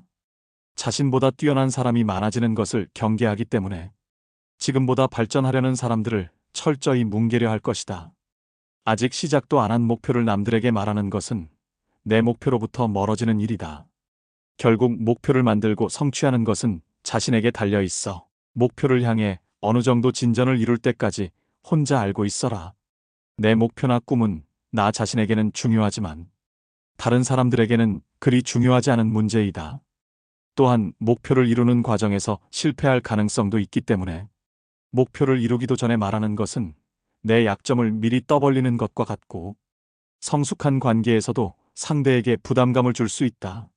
간혹 타인의 좋은 거, 지지를 구하는 것이 도움이 될 수는 있지만 내가 목표하는 것을 이미 이루었거나 그 분야의 전문가가 아닌 이상에는 조언을 구하지 마라. 목표를 너무 일찍 논의하는 것은 불필요한 에너지를 소비하고 목표를 성취하는데 방해가 될 수 있다. 목표를 알린 타인에게 좋은 평가를 받는 일에 너무 연연한 나머지 지나치게 불안감을 느낄 수 있다. 세상에서 가장 위험한 것은 해보지 않은 자의 조언이다. 나를 이해하지 못하는 사람들의 근거 없는 판단과 평가에 쓸데없이 발목을 잡힐 필요가 없다. 최고의 승리는 자기 자신을 정복하는 것이지 남들에게 정복당하는 것은 최대의 수치이다. 사람과 사람 사이에는 서로 상처를 주지 않는 적절한 거리가 필요합니다. 인간관계의 적당한 거리는 일종의 미덕이며 보호장치입니다. 적당한 거리를 유지하면 서로의 마음에 공간이 생기고 이 공간에 이해와 포용을 담을 수 있습니다. 오늘의 지혜로 인간관계의 해답을 얻으셨길 바랍니다.